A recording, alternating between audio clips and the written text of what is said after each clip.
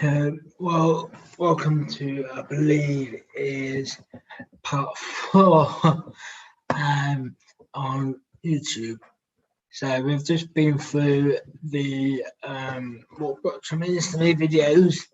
Thank you very much for all of those people taking part in those videos, very short videos, some of them. Thank you very much for giving up your time to do those videos for us. And for those of you that haven't had your video up yet, we couldn't due to our restraints and time. Obviously, it's time. So for the ones that we haven't been able to show, we will be putting them up on social media over the next week, I believe. So don't worry if yours haven't been posted. We will get that done. So now it's 6 o'clock in the morning. Yay! And now Smile Through Sport are doing their third and final instalment of their segments. They are, again, if I haven't already explained it to you, or if you've just tuned in and you don't know who they are one of Boccia England's delivery partners in the northeast of England. They run some amazing Boccia events for them and for us as well, I believe. And in this video, they'll be showing you how to do some activities and then giving you a few minutes to practice them during the video. If you are indeed watching, I don't know how many of you are watching on YouTube at this time of day, but if you are rewatching, rewinding, you can still join in. And of course, please do tag Boccia England in on Facebook, Twitter, and Instagram, and use the hashtag Bocciathon 2021. We would love to see what you've been up to over the last almost day. So I would love to see your photos. Okay, and we'll go over to Smile. So I will see you guys just before 7 o'clock. Thank you.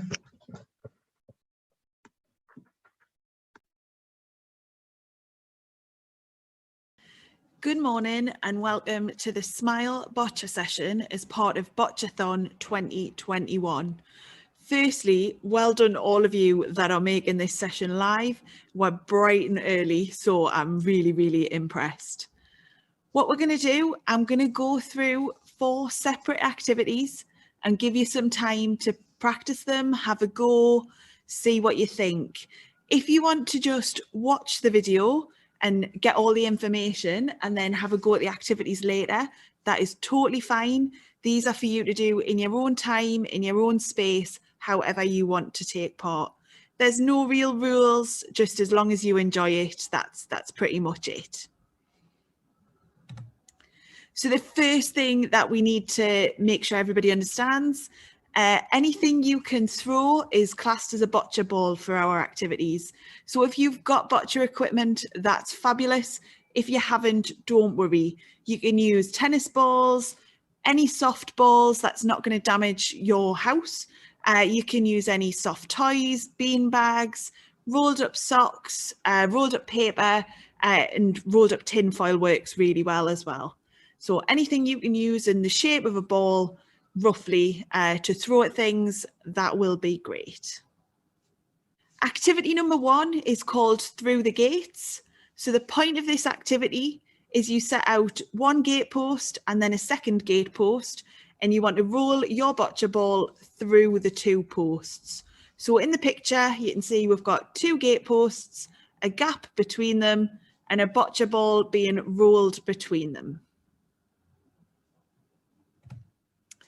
To make it harder, so if you want a bit extra challenge, if you have a really small gap between your 2 gate posts, it's going to be harder. What you need to make sure though is that that gap is big enough for a boccia ball or whatever it is that you're throwing. Don't make it impossible, just a bit harder. If you need to make it easier, and there's nothing wrong with that, just move those 2 gate posts further apart and that'll make it easier because that gap is bigger for you to get through. You might want to start with a bigger gap, and every time you're successful, why not move those gate posts a bit closer together to make it a bit harder as you go along.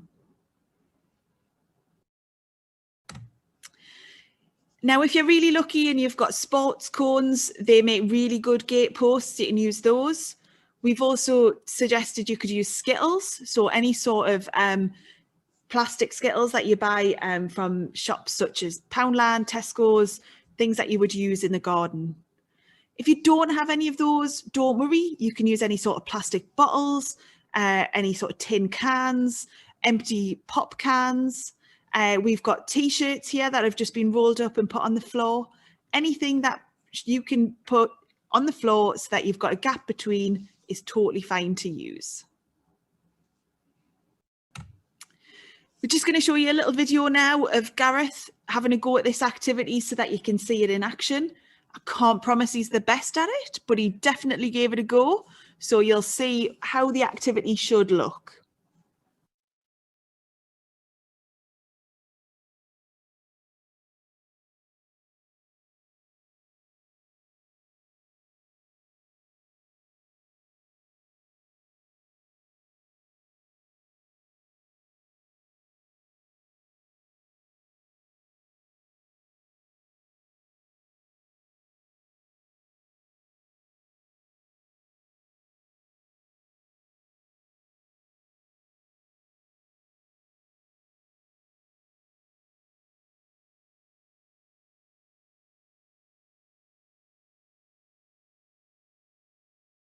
So if you want to go off and have a go at that activity now, please feel free. We're going to stop the video for around 5 minutes and then we'll come back with activity 2.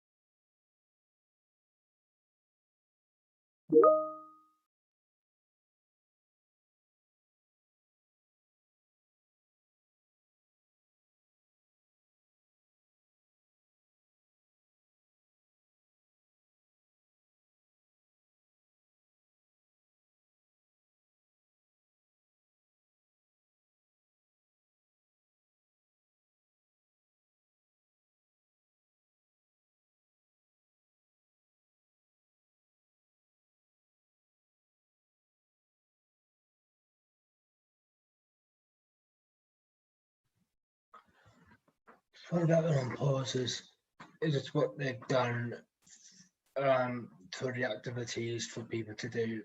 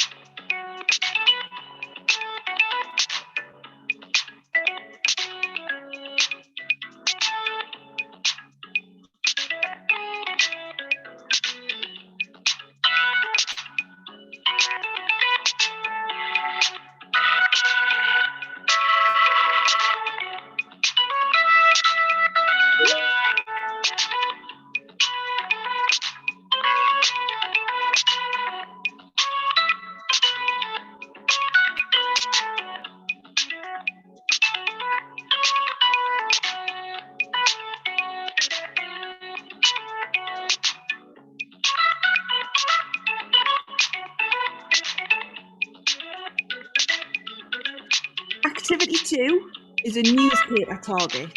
So what you need to do is put a piece of newspaper on the floor and aim to get your boccia ball onto it. So in the second picture, you'll see that there's a boccia ball which is touching the newspaper, but it is not completely on the paper. That would not count as a successful shot. A successful shot for this activity is when the full boccia ball lands on that bit of newspaper. So have a few goes. Once you've got a bit of success and you're getting your boccia ball to land on the newspaper, we're going to make it a little bit harder. So to make it harder, what you need to do, you put your newspaper down. Once you land your boccia ball onto it, you fold it in half. You then have another go. Once your boccia ball lands on top of it, fold it in half. And so on until you end up with a really, really small piece of paper to aim at. So I missed it, Jane. Now, if you've folded it in half a couple of times and actually you're really now struggling and you can't get your boccia ball onto it, just unfold it again and work backwards. That's totally fine. So this is how it would look. You've got a sheet of newspaper, bit of success, fold it in half, bit of success, fold it in half again. Now, if you don't have newspaper, any paper will do, any tea towel will do, anything you can fold in half each time is fine. Again, we're going to show you a video of Gareth having a turn at this activity so that you can see it and see how it would look in real life.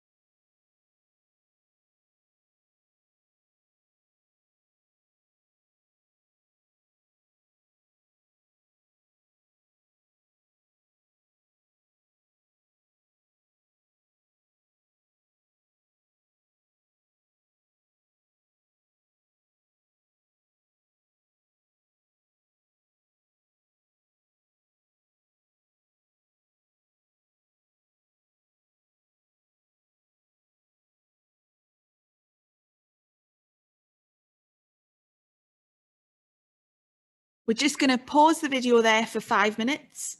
So if you want to go off and have a turn at this, that's fine. If you just want to wait and watch all of the activities and come back to them later, again, that's okay.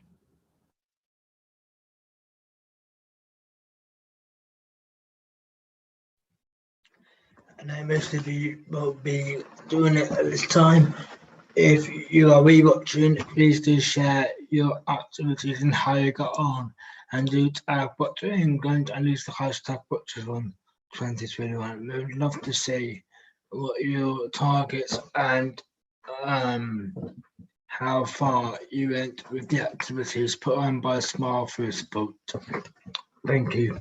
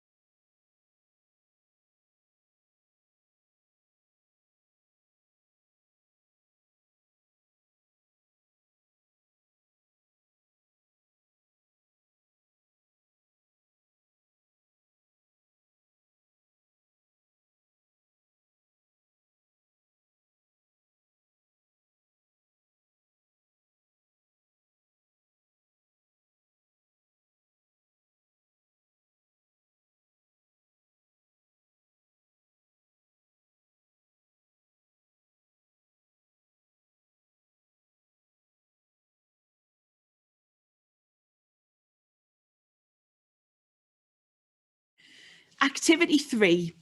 This one's about aiming at number targets. So what we would like you to do is put 3 targets out. One with a number 1 in it, one with a number 3, and one with a number 5. You can put them on the floor in any order you want, but we've chosen to go 3, 5, and 1. So you put your targets out and you want to aim to get your boccia ball on those targets. Once you're comfortable aiming at number 3, number 5, and number 1, you've had a go at each of them. We've given you a couple of numbers we would like you to achieve. So the first one is number 9. So what we would expect you to do to get your number 9 is land a ball on each of your 3 targets, because then you can add up your score. So you would add up a 3, a 5, and a 1, and that totals 9. So by getting a ball on each target, you could make 9. Now, you don't have to do it that way. You might want a real challenge, and you might want to get a ball onto the target which has number 1 on it 9 separate times to get that number. Or you might want to get 3 balls onto the number 3 target to make 9. So any way you can make 9 is fine. The second number you might want to achieve is 24. Obviously, this is part of Bocciathon, so 24 hours of boccia. So we'd like you to make the number 24. And then lastly, and this depends on your age, how long this might take you, but we want you to aim at the number targets to make your age. If I was doing my age, I would be here a very long time because it's a very high number. Again, the same as the last target. If your ball lands fully on the target, that is successful. If it only just touches the target, if only half of the ball is on the target, that is not classed as successful for this game. Now, we're really lucky in the office. We've got lovely targets with numbers on. But if you don't have those, don't worry. You could use a tea towel, you could use a placemat or a bit of paper. Anything you can put on the floor, that works as a target. All you need to do is know which one is which number. So on this picture on the bottom, our tea towel would be number 5, our placemat number 3, and our bit of paper number 1.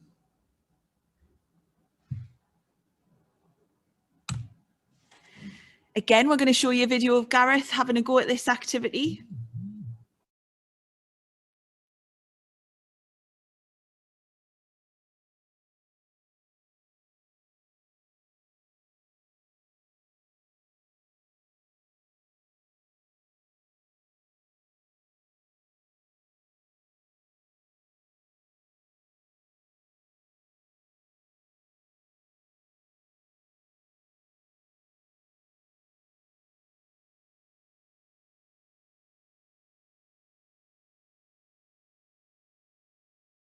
And we'll pause the video there for 5 minutes if you want to have a turn at this activity.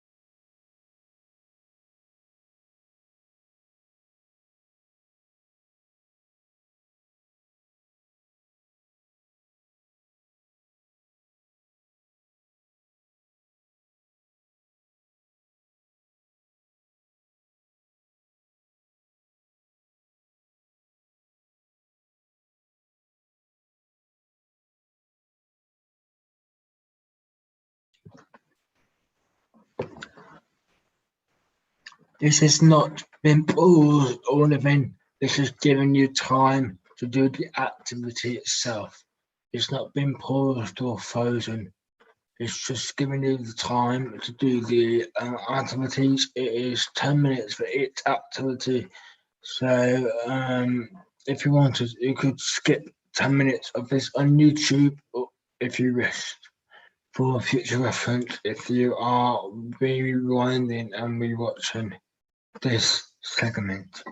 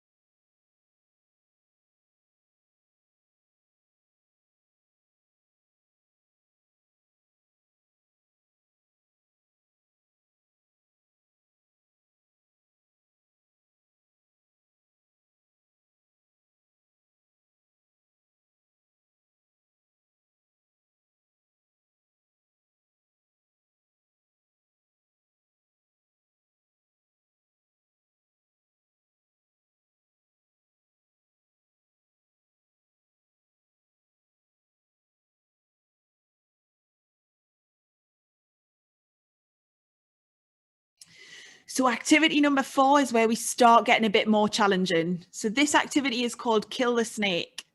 So what you need to do is you need to lay your boccia balls out so that it looks like a snake. So we've got the jack being used as the white head of the snake, and we've got our red and blue balls alternating in a nice wiggly shape to make our snake. All you need to do for this activity is roll your boccia ball into that snake so you blast it apart. So you want to get all of those balls which make up the snake as far apart as physically possible. So just chuck it. Now, if you want it nice and easy, if you've got your snake like in the first picture, so it's in front of you, long ways, that'll make it easier because you've got more boccia balls to aim at. But if you want a bit of a challenge, you want it to be a bit harder, if you put the snake so the tail is next to you and the head is further away, that'll make a smaller target, so it'll make it a bit harder.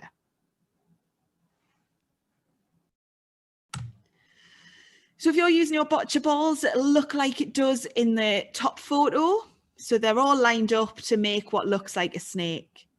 Now, if you don't have boccia balls, again, any of those things that we mentioned before can be used to make a snake. So a tennis ball, rolled up paper, soft toy. Stick them all in a line like a snake and try and bash them apart. Here's a video of Gareth giving this activity a go.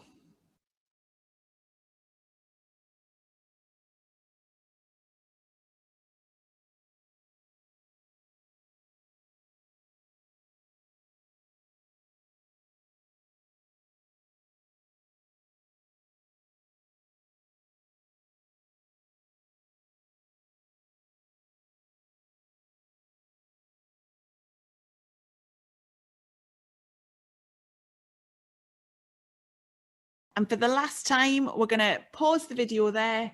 So if you want to have a turn, go for it. If not, just hang on and we'll finish the video soon.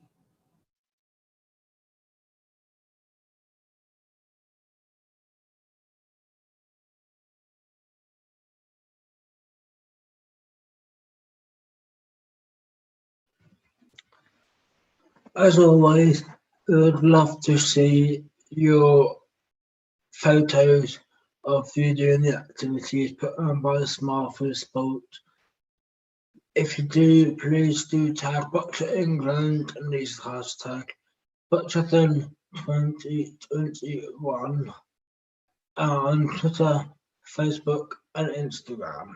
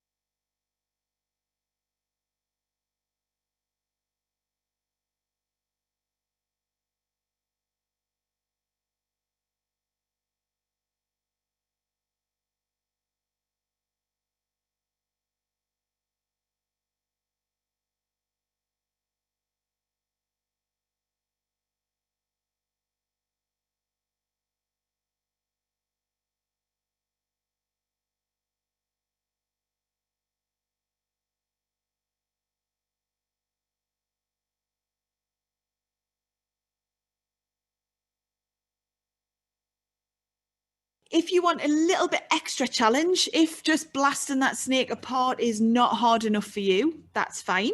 What you could do is try and make the snake.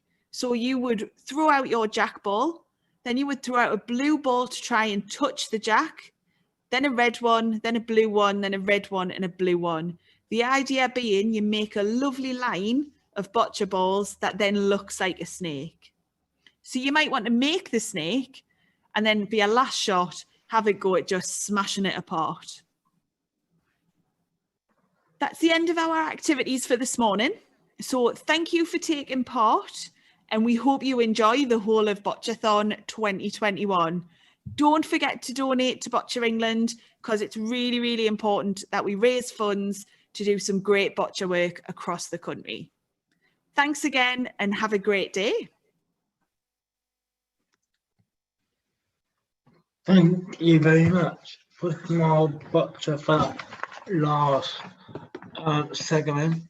Of course, if you have got any pictures of that, of you doing it, please do tag us, Boccia England, and hashtag Bocciathon 2021. We're now in the pediment bit of Richard Mann going on and doing a total amount of funds that we managed to raise, and he will be back again just before 10 o'clock before we finish. So here he is now with the second to last update. Over to you, Richard. Good morning, Peter. What amazing stamina you have. And good morning, everyone. And thank you to everyone who's donated so far. Your donations really will make a difference to the lives of disabled athletes as we get back to boccia this year. Every amount given really does make a difference. For example, you are helping to provide competitive sporting opportunities for disabled people, our athletes. Now, for £5, a mere fiver, that could provide the tape to mark out 2 boccia courts at a competition.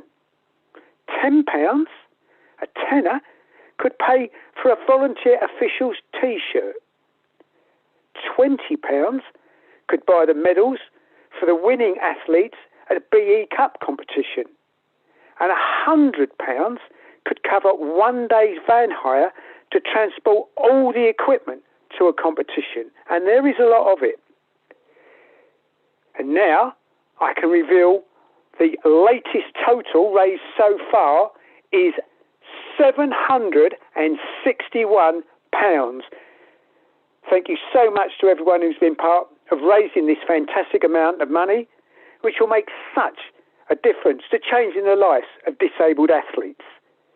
Don't forget, there's still 3 hours, 180 minutes for us to reach the target figure of £1,000. We can do this, guys. £1,000, we can reach this. 180 minutes, we will do it. Please give. Now, you can give via text by texting Boccia to the numbers on the screen now. These numbers are also in the information below the YouTube live stream, along with the stuff we all love, the terms and conditions. They're great reading, those. Or you can visit www.bocciaengland.org.uk/appeal/Bocciathon to give online using a debit or credit card. And if you're a UK taxpayer, please gift aid your donation. Thanks, everyone. I'll be back for the final update in around 3 hours, as Peter's already told you. And before that, I'm off to have my second COVID jab. Back to you, Peter. Thank you very much, Richard. Now, before we get going with the Tales on the Road, I would like to thank Adam Hayes for his wonderful music throughout the last segment we had of Smile. There was a few gaps in there, so we filled it with some of his music. Thank you very much to Adam for his little jingles he created for us. Now we're going to go on to Tales of the Road, yet another pre-recorded slot. We're going to hear from some of our Academy and England performance group athletes about their transition from local to national or even international competitions. And I will see you in about 50 minutes' time. So over to you, Tales of the Road people.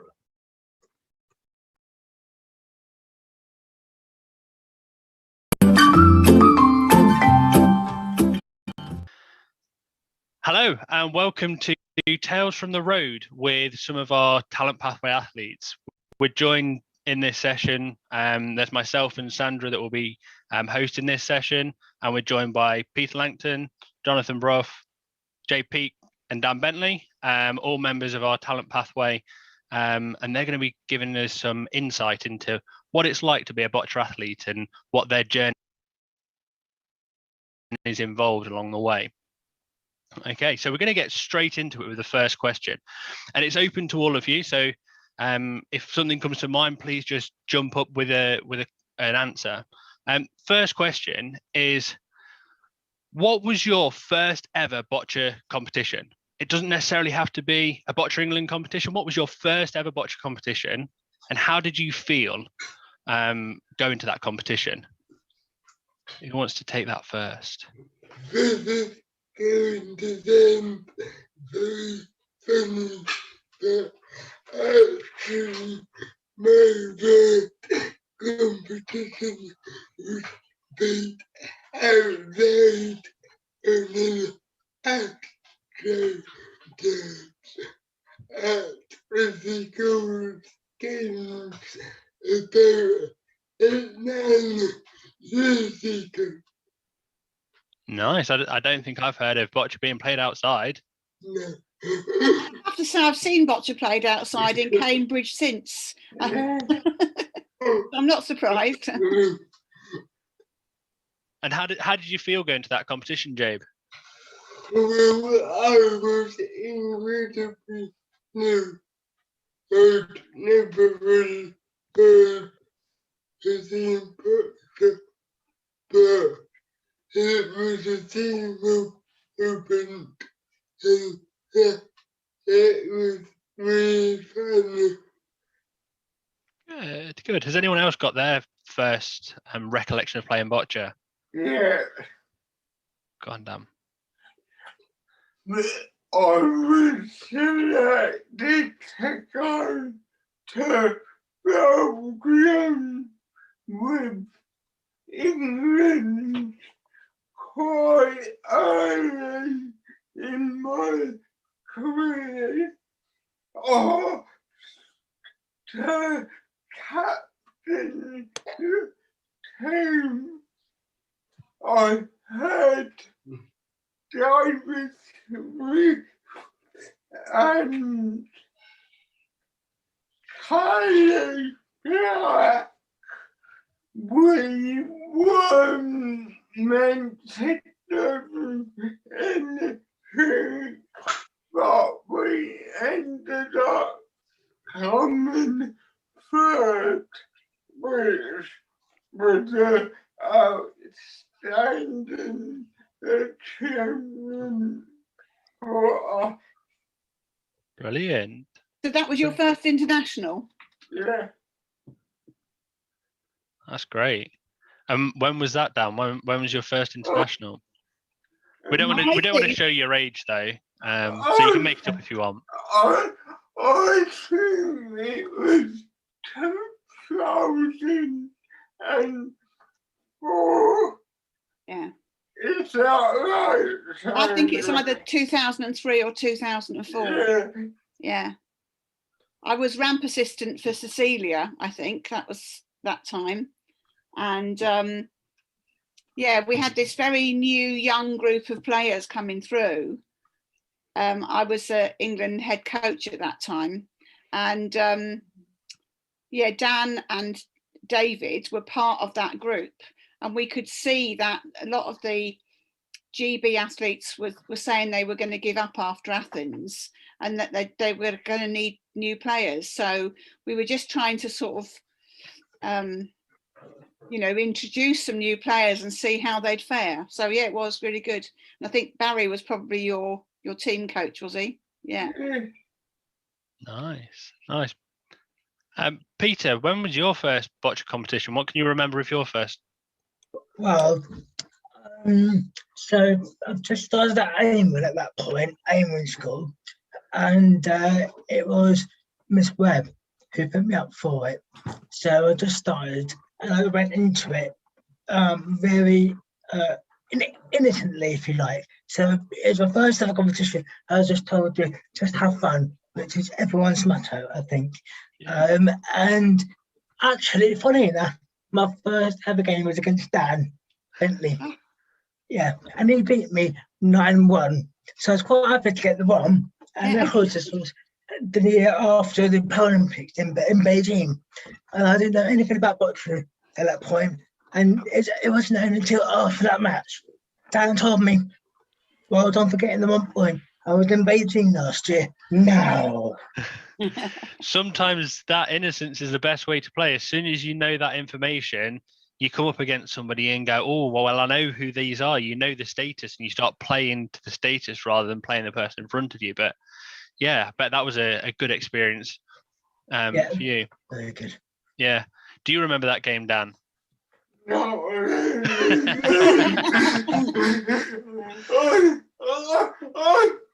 I'm getting old. That's fine. You said it. We didn't say it for you. You probably had a number of matches that you've played across your career. So yeah, to remember one, it's it can be quite difficult. So Pete, were you only like in year 7? You were like 11 years old or something? When 11, 12, I think. Yeah. Yeah, I was in year 7, year 8 at the time. Yeah. Yeah. Yeah. Quite a shocking experience, to be fair, to get beaten by that much. But to be fair, I was just throwing balls on the court at that point. I probably still do now, but yeah, it's not as messy as it was back then. Yeah. Fab. Jonathan, are you still? We'll come back to you in a second. Has anyone got any other sort of feelings about how they felt going into their competitions? And obviously, Jabe, you touched on that you were being nervous, and Pete, you said it was about having fun. How did that make you feel?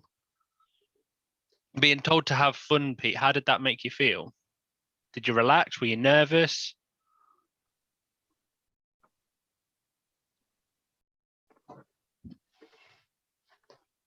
I wonder whether actually Jabe might remember how he felt in his first international as well as his first ever match. I thought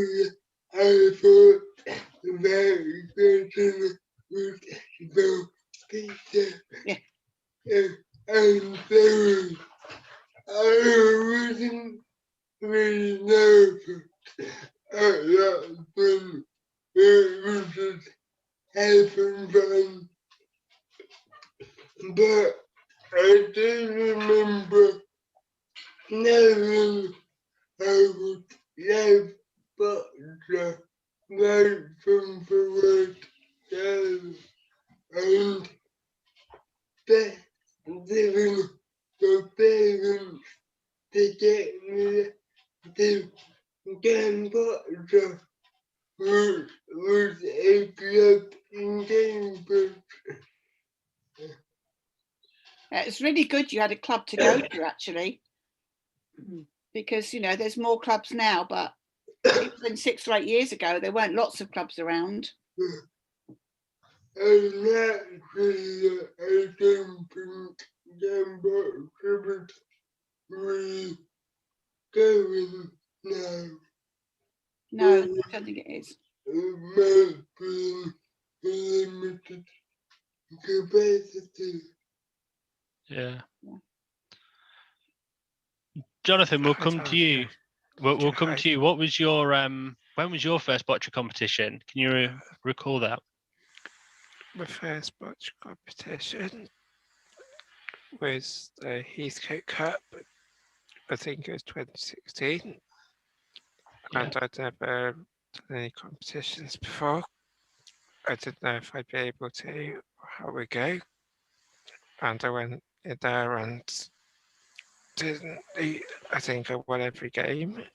And I don't think I conceded any points either. That's a nice way to start your competition journey, I think. Oh, Yeah, it's amazing. that's probably a pretty good. I doubt there's very many people that can say that. No, so how did you feel going into the competition and coming away from the competition? What were the emotions, like the difference, if there was, from the start of the competition to the end?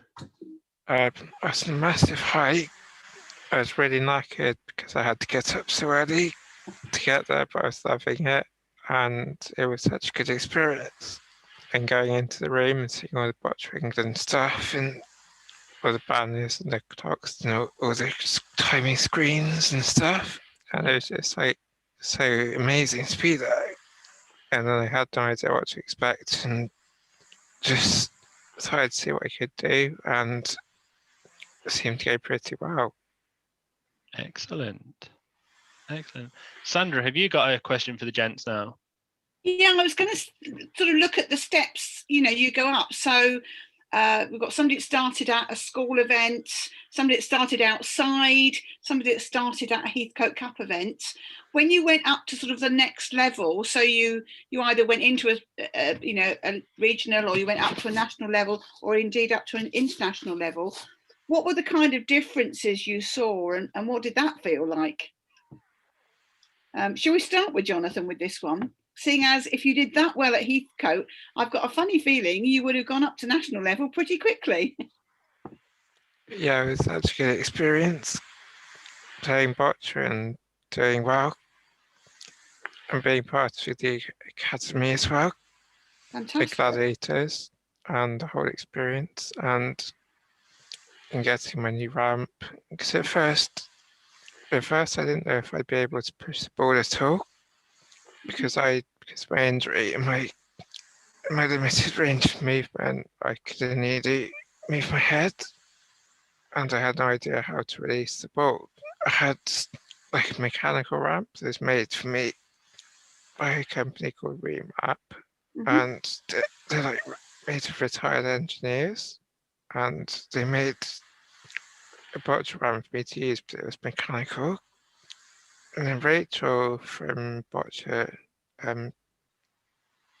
from Crusaders, arranged for me to like try using a pen and holding it in my mouth and trying to push the ball down a ramp, which was like right in front of my face. So it was like really Heath Robinson, but it worked, and it's gone from there really. It's a really good point, actually. I've seen in my time lots of different, very innovative things being used. And I can say I've seen as a mouth pointer, I've seen somebody using a potato masher. I've seen pens, I've seen selfie sticks, you name it, all sorts of things. And I think that's great, actually. A lot of people go round at events and look at what other people have got. But of course, if you went straight from a regional to a national event, you would have got to see what other people are playing with, probably a bit more, bit sooner than maybe you were ready to be doing that yourselves, or you'd had time to do that yourself. Yeah, definitely. Yeah.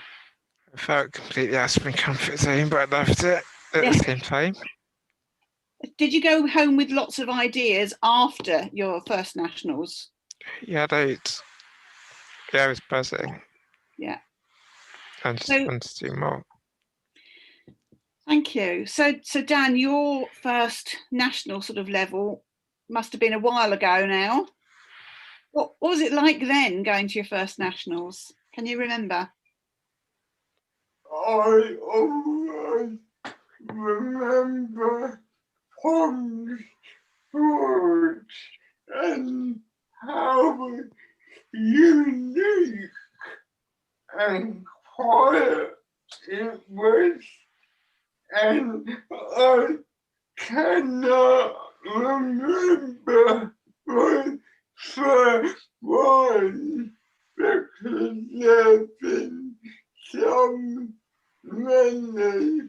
I think I played national Norway for the first time at Oxford, and you just walk into that hole and go, wow, how big is it? Big it is, but after the 10th year, it's we're back again, and when it got changed, but it was Worcester. Yeah, we went to Worcester one year for nationals. I could not win it at Tom's Foods. Moved it to Worcester and I won it. I've never won a competition at Tom's Foods. It's just as well it's moved to the English Institute of Sport most of the time now. Yeah. Yeah, who knows where the next one will be.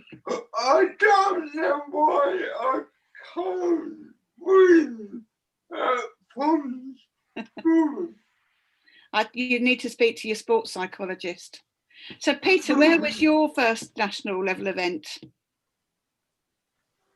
Well, it took me quite a long time to get out of Heathcote. It took me about 7 years to get out of that. And it's not unusual as well. I think that's important to say to people that are watching, that actually, you know, for quite a few people, it takes quite a while to get up. And, you know, well done you for keep going at it. Yeah, it definitely shows a sense of commitment to keep trying and to get higher. And thankfully for me, after about 7 or 8 years, I managed to get out of the Heathcote Cup. But gradually, I got more points, more experience, and I keep going higher up. And then I'll get knocked out in the semi-final, quarter-final levels. For God's sake, I'll try again next year, sort of thing. Yeah. So, yeah, that's very much a. Don't think of it as a disappointing thing. Keep it as a very forward thing to keep on going until you get to the stage you want to be. And I remember my first year at the BD Cup was actually 4 years ago, 2017. It might be 5 years ago now, but yeah, not a long while back. I was in the BD Cup. My first ever year at the BD Cup was my second director laws. My last director laws, I think, before uni, and I actually came third in the group stage. in the B Cup and my first one. And I was 1 point off for being in the top 2 to get through to the knockout rounds. And that year, I beat Richard and I beat Zoe as well in the first year. So I was quite pleased with that. I should think so.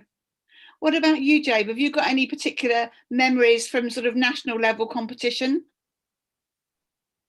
First national was at the in Worcester, and I just remember the grandeur of it, and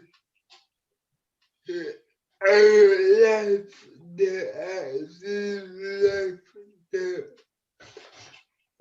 unprecedented dream that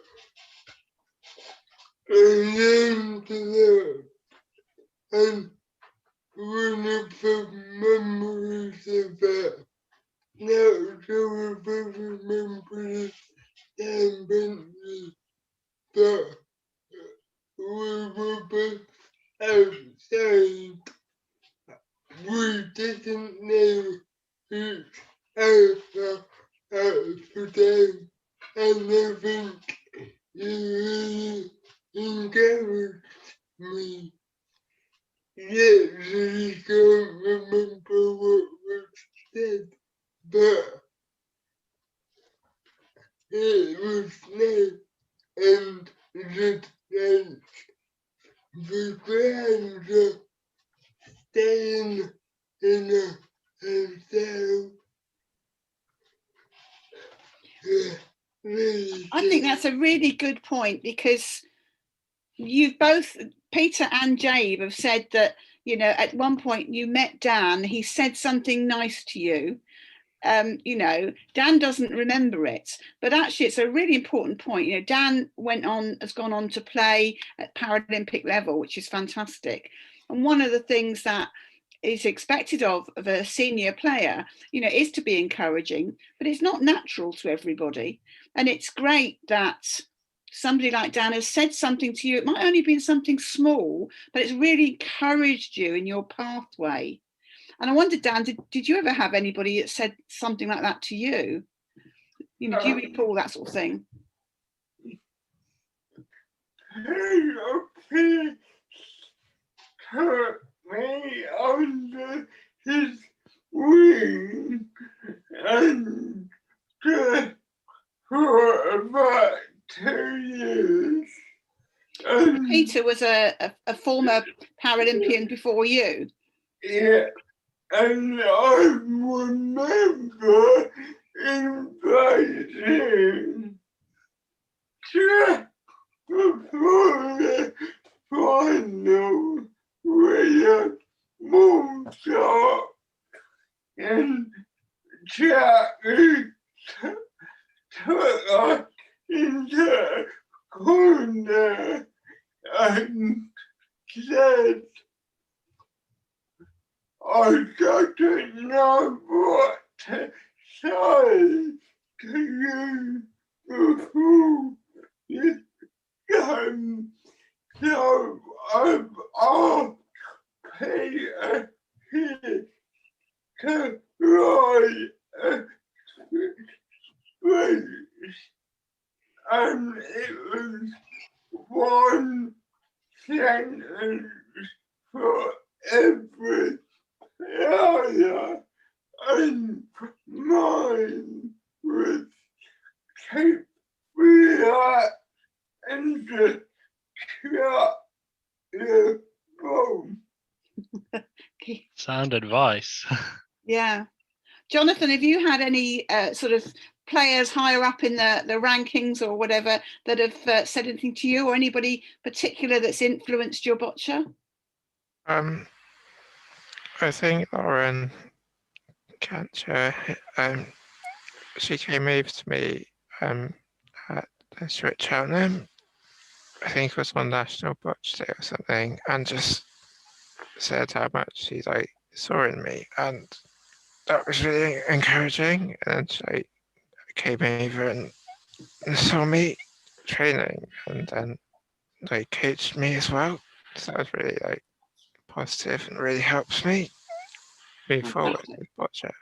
And I think that's another point, that it doesn't necessarily have to be another athlete that come and says something to you that sticks with you. There's so many people around you as athletes, coaches, volunteers, other people within the boccia sort of community that might just have those little sound bites that they give you that sort of stick with you for a long time. So I think, Dan, we were maybe going to ask about best and funniest. Yeah. So obviously we've looked back at your journey so far and what you've done and how you felt. But now I want you just to think back to what is the best thing or the funniest thing that's happened to you on a boccia court or at a boccia competition. Best or funniest thing? Oh, can I start this one off? Go on then, Sandra. It doesn't seem that long ago. It's one of the last events I went to, I think, but it's in Portugal. And there's some new balls that are quite hard. They sound a bit like a cannonball coming along across the court. And I was the technical delegate, and I was sat at the desk at the end of one of the courts. And I heard this ball coming across and looked up, and it was coming straight for where my feet were under the table. So many years ago, I was a hockey goalkeeper. So my feet automatically went together to stop this ball. Because my legs were straight out in front of me, the ball actually rolled up my legs, jumped up the top above, and I caught it and handed it back to the referee. And I just wish somebody could have got that on camera. So that's probably one of the most amazing things that's ever happened to me on court. Just didn't expect it. Got one. Go on then, Dan. In Prague, there was this little kid with a scooter, and he kept coming up to me and wanting to play with me with his scooter, and I kept going. I've never had one of these, so I won a medal and got called out to receive my medal, and the little kid only about 4 years old come out on his own and gave me his scooter. That's amazing. I do remember that. I remember being there. And where everybody was half crying and half laughing because it was such a touching thing to do, to give you this scooter. I think I gave him a pin badge or something. Yeah, always used to be, didn't it, when we went away, that we would give, pin badges or flags or something. You give a present to somebody, other players and so on. So, but isn't that also the competition where all the players got like a little bag of presents and things from? Were we in Prague? Yeah. So all these athletes with cerebral palsy who had been given yo-yos. I've not seen any of them use them. Mine didn't make it home. Oh dear.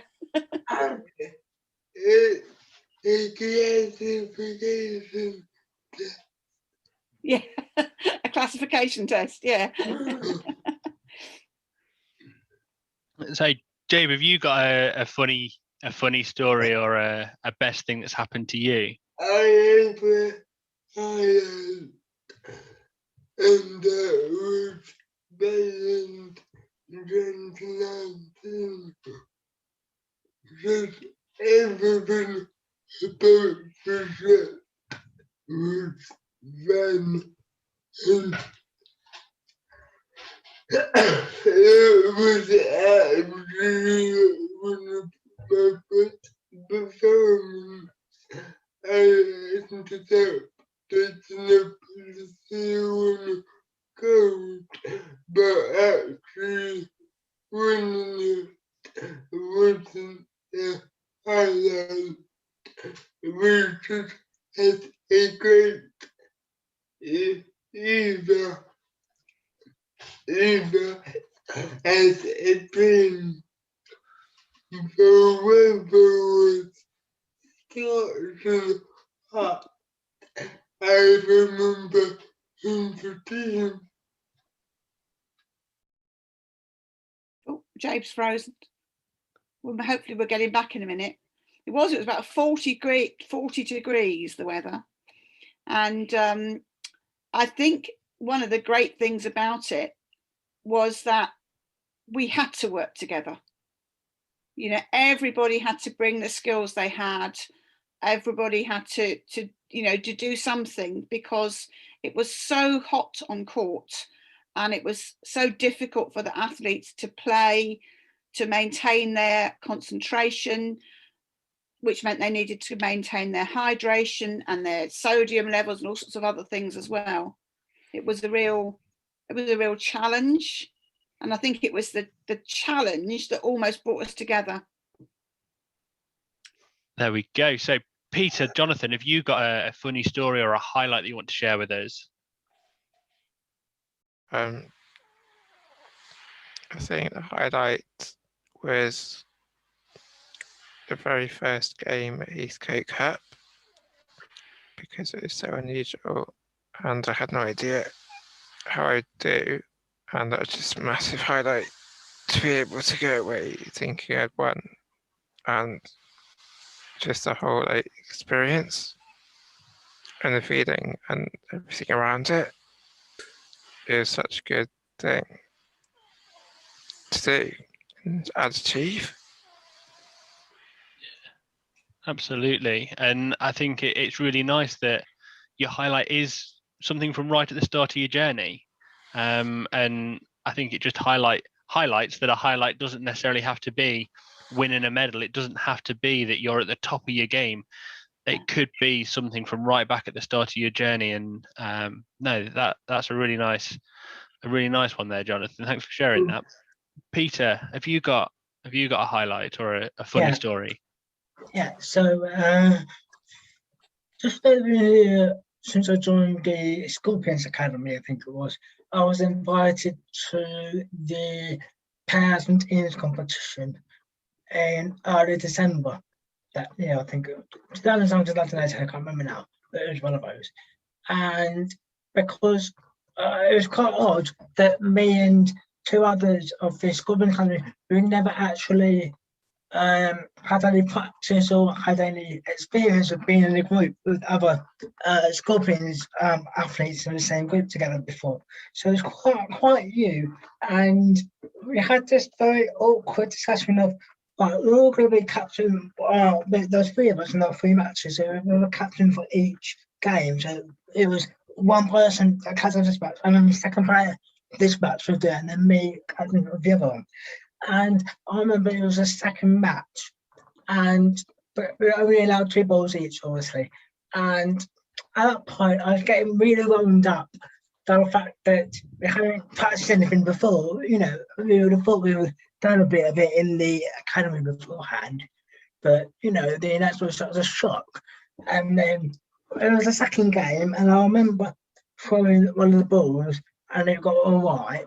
And then Faye said to me, throw again. So I did. And then she went, because the line wasn't really helpful for her, because it was never in the sort of third and first box that could really get to the ball. And she asked me again, what about you, Pete? Do we go again? I've got the balls left. You know this. I've thrown 2 already. That's the limit. I can't do any more. I really, shouted it. And I could just remember everyone in the sort of audience on the side of the court were just laughing. at the fact that they now got them all left. I've thrown my two already, and then they were just all laughing. The referee had to sort of take a break to stop laughing and crying. It was frustrating, but also hilarious in the sort of context. But you really should have been there. Yeah, I think everyone involved in boccia at some point has struggled to count to 2 to 3 to 6 or to 12. There's been many a time you've been on court and it's like, go on, do you want to throw again? Yeah, I've not got any balls left. Oh yeah, there's 12 already out here. So yeah, I think throughout all of our experiences, there's probably been many a time that we've miscounted.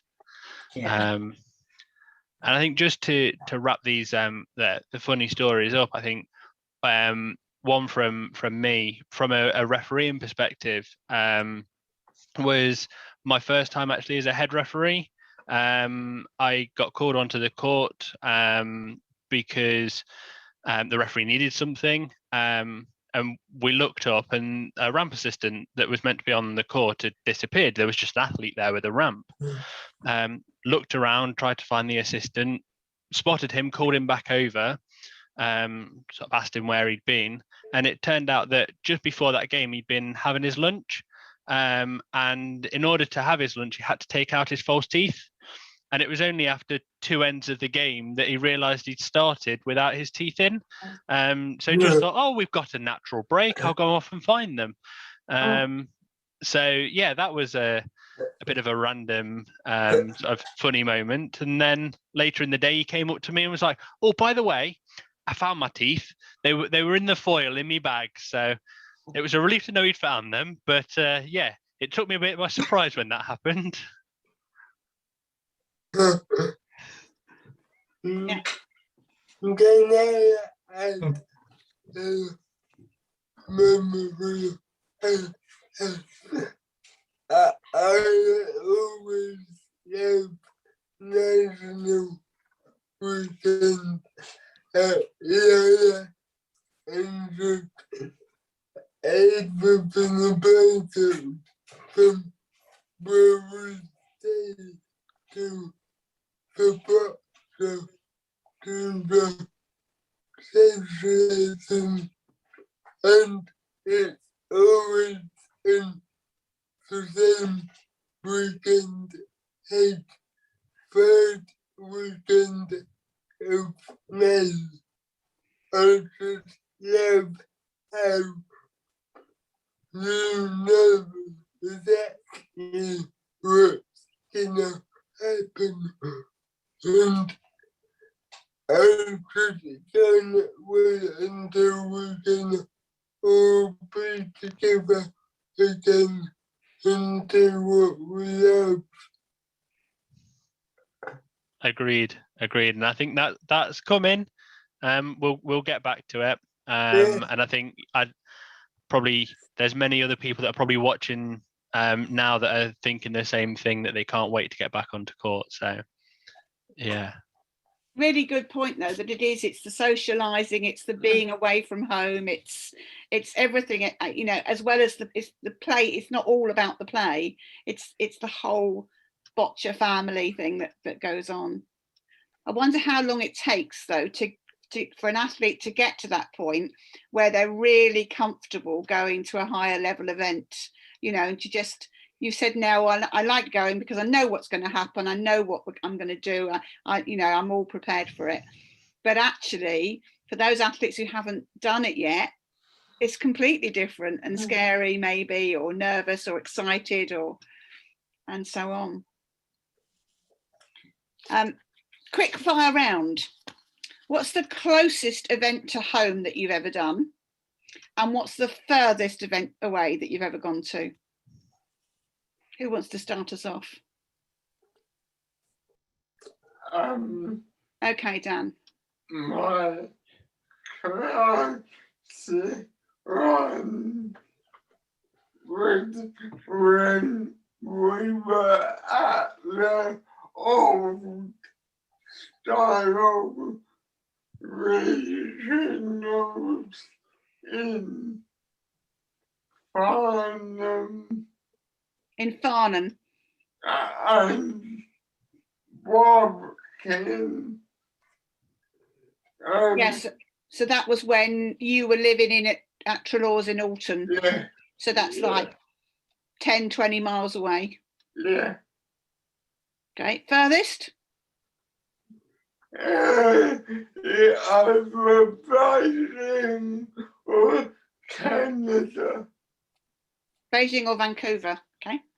I think it's Beijing, 'cause we went via Hong Kong for a holding camp and transfer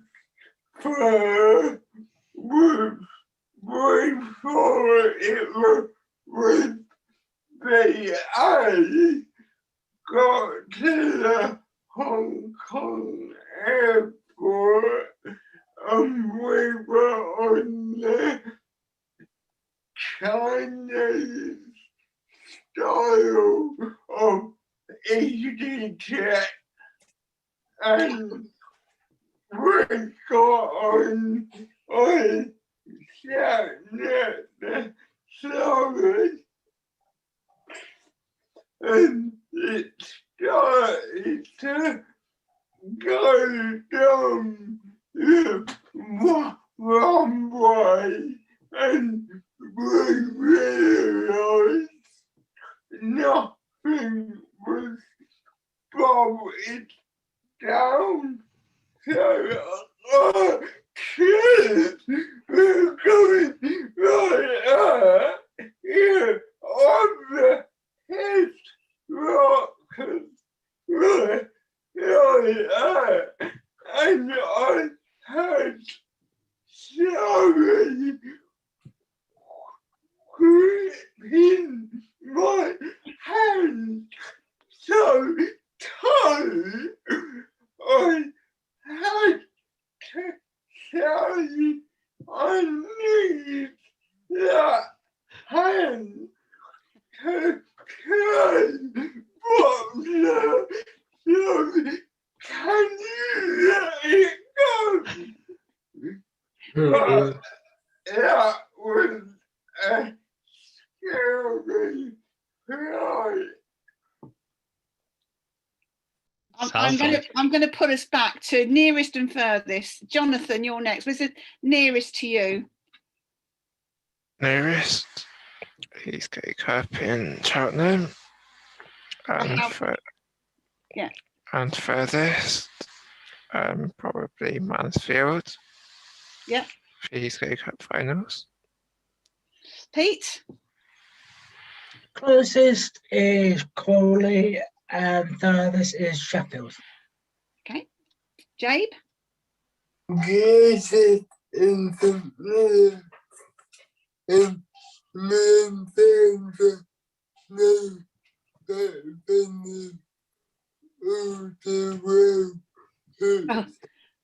no where we train 3 times a week. So have you played a competition there as well? Yeah, there was a school game to competition. And the very favorite was in Russia in the British election open. Fantastic. Yeah, Russia would be. What Yeah. about you, Dan? Nearest and furthest? Nearest to me would probably be Nottingham, either at either of the universities, and then furthest away, yeah, I'm probably with you, Jave. It's probably Alex in Russia. Yeah, my nearest would be when I was teaching in Alton and lived there, and it would have been Farnham. Definitely, that was close. I'm very fortunate because my furthest is New Zealand. Nice. So that was amazing. And Dan, Beijing is definitely further than Vancouver because the flight to Vancouver is only 8 or 10 hours, I think, and the flight to Beijing's 14, pretty sure. So, but I don't know whether one's going against the wind or something, you know, never know. Never know. So we've been listening to some of your different stories and tales from the road along the way, and along your journey, you've probably played at many different venues and in different countries, different counties, different regions. If you could make a competition from all of the different competitions you've been to, and you could take one bit from different competitions, what would the different bits be that you would take to build your competition? So, do you want me to start with with an idea, and then you can sort of go from there? So, for me, my ideal accommodation, the accommodation I sort of think about when I think of a competition, is in at the Tatra Cup in Slovakia. It's a lovely hotel. Walk out on the balcony and you can just see the mountains. You can't hear anything other than the wildlife, the running water. And for me, that would be the accommodation I would take to build my competition around. I think I'd challenge you with that, because in Povoa de Varzim in Portugal, you can have accommodation overlooking the sea and the sunshine. So both of those. Yeah. What about best venue for playing in? Who's got the best venue? Oh God, it's so excellent. Hey, London 2012. Yeah. Mhm. Largs in Scotland. I just remember, do you know the big window?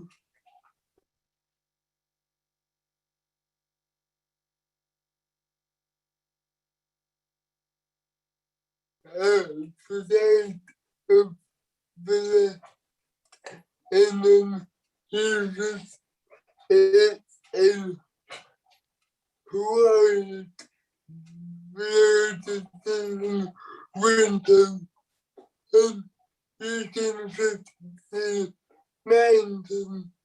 It's very into proper secretive countryside, and it's just gorgeous. I reckon Largs is up there for the best all-inclusive. You know, you've got accommodation and you've got the venue there. But if it wasn't for those Scottish midges, they bite. I had to laugh. Sandra, you were with me, but we got up to do the demo at all the shot on me. That's going to be the worst venue. We turned up me, Sandra, Daisy, with Barry. Possibly. Yeah. Probably, you know. I remember grabbing from the army service, and there was this little tent in the middle of the field, and we said, it can't be that. Yeah, it was wet. It wasn't a competition though. We were only doing a demonstration. But yeah, it had a wooden floor that was a bit like a pallet thrown down on the floor. It was a bit, and yeah, it was about the size of 4 boxes, I think, wasn't it? Maybe a bit. And really, because wasn't it horrible weather and nobody came to visit us? I think the mayor came in at one point, and we were just relieved to have somebody to show Boccia to. Yeah, that definitely wouldn't make the best of anything, that one. So we've got our best accommodation ideas. We've got our best venue ideas. Next part of our ideal competition, if we were building this up, is the level of play. So might be a tricky one to think about, but thinking about the best competition you've been to because of the standard of play there, what competitions sort of spring to mind for you? I want to throw Liverpool in there. You know, several of us have either visited there to watch or did some officiating there or whatever. I mean, that was pretty special to have the World Cup, wasn't it? Oh, yeah, World Champs. Right on the doorstep. Yeah. It was amazing quality, but the able to bring to mind was when I was in Poland, there were some good players that and the analyze in competition, you have a variety of labels.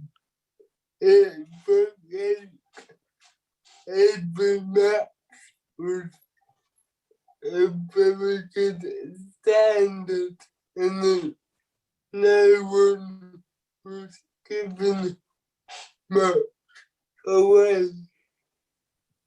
So almost then you're saying you might all be at different places in your careers or whatever, but it's the challenge that's more important. It's just having people that challenge you, where they could win, you could win. It's going to be good matches all round. Yeah. And I remember how that my first round match to go Boccia, then there was none. It was a good match, but then I took revenge in the final Yeah. and beat him. So I like these matches where I'm not quite sure who's gonna win.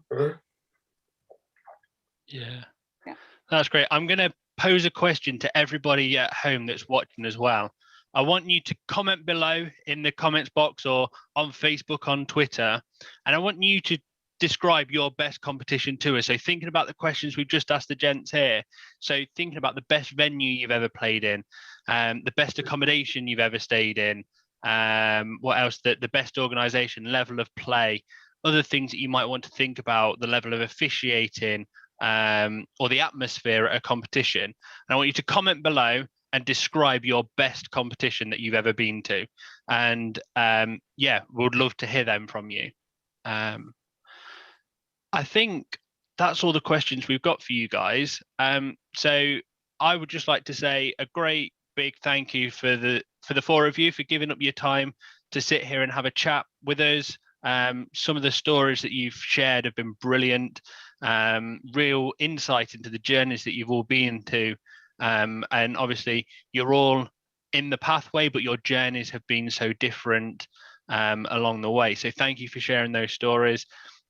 Sandra, thank you for hosting this with me. I hope you've all enjoyed it as much as I have, for sure. So thank you. Enjoy the rest of the Bocciathon, and we'll see you again soon. Thank you, guys. Thank you.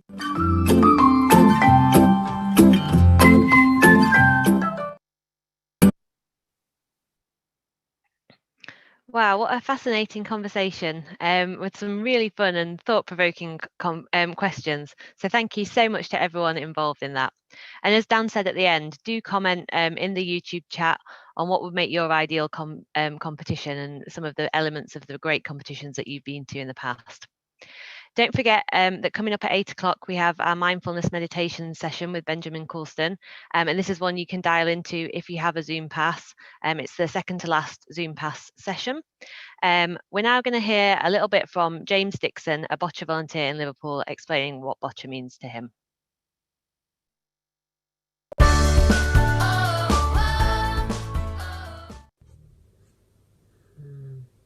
Hello, my name is James and I'm from the Greenbank Giants Boccia Club. My experience of the club is that it's fantastic, friendly and inclusive. The Boccia Club provides opportunities for disabled people to feel included and everyone is equal within the sport. You can play sitting in a chair and it is a really simple target game where players roll or throw the ball. It's great to see individuals with disabilities and additional needs socialising, making friends and improving and developing their life skills. So what does Boccia mean to me? Well, Boccia enables me to work on my psychological and tactical strategies and skills as part of my main sport, cricket.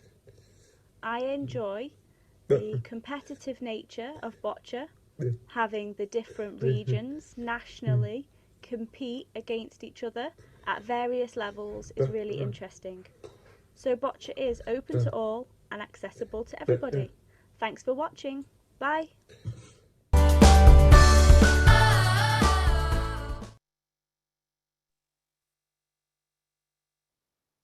great video from James there.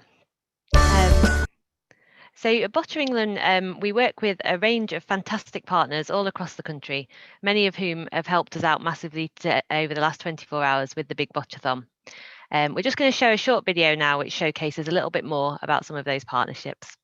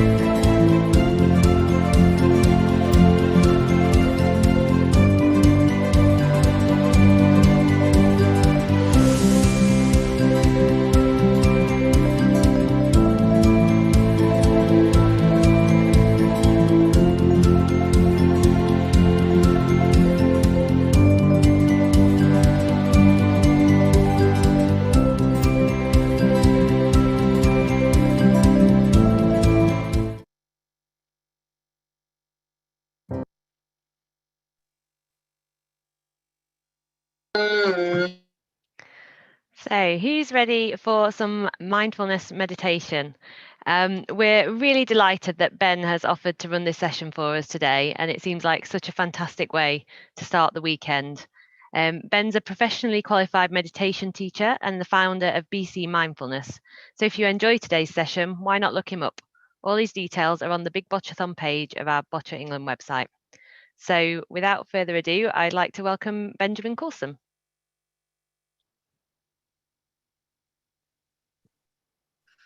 Hi, Ben. Hello, good morning. Hi there, how are you? Good, thank you. How are you? Good, yes, very well, thank you. It's lovely to be here. Good. No problem. So, Lovely to have you. thank you very much indeed. So firstly, to everyone here, a huge warm welcome to this morning's mindfulness meditation session. Before I get started, I'd like to offer a huge thank you as well to Callie and everyone at Boccia England and for Peter, who have made quite a while for arranging this whole thing. So fundraising and charity work is a huge part of what I do with my teaching, especially in the lockdowns. So it's a really nice way, as we're sort of closing the lockdown process, to kind of be a part of the whole thing. So first things first, a few guidelines for the session.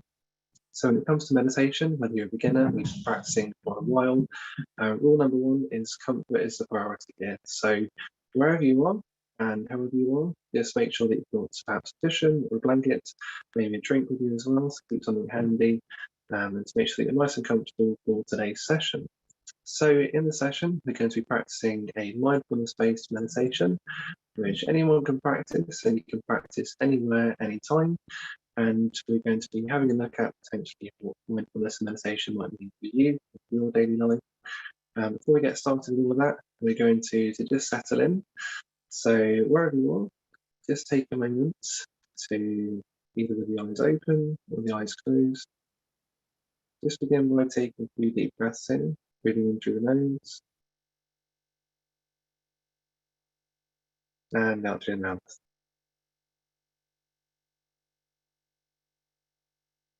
And just 2 more times, in through the nose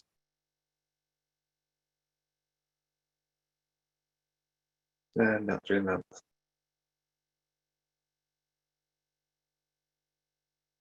And now, just in your own time, just taking a few breaths. With the in breath, just noticing the chest expanding. With the out breath, just releasing any tension, releasing the need to be anywhere. And just letting go of the need to make any to-do lists in the head, visit the past, visit the future. And instead, just take a moment to settle in.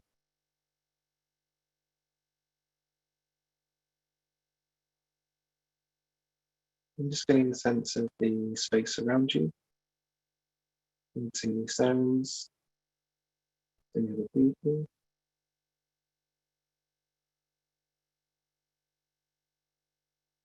And just noticing how you feel today.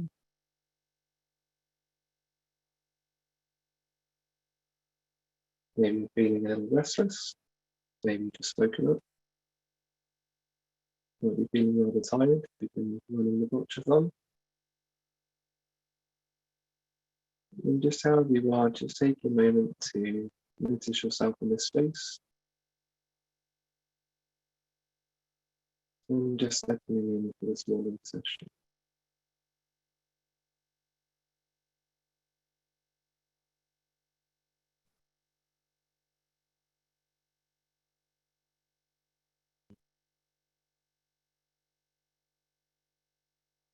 And in your own time, just opening your eyes.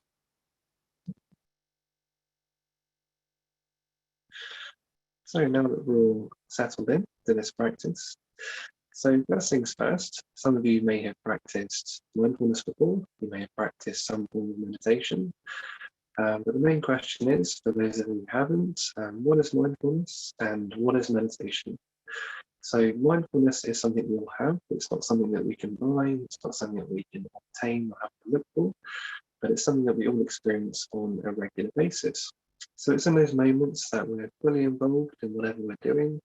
That could be having a conversation with somebody, it could be taking care of ourselves, it could be simply just watching the world go by. We do a lot of people watching these days. It could be doing a hobby or a sport. So whatever it is, it's just those moments that our attention is fully involved in whatever we're doing. So one way to translate the word mindfulness is with the word awareness, and it's something that we're quite familiar with. So it could be awareness of ourselves, awareness of feelings, awareness of emotions, awareness of thoughts. It could be an awareness of other people, the sounds around us, the feelings around us, and the world around us.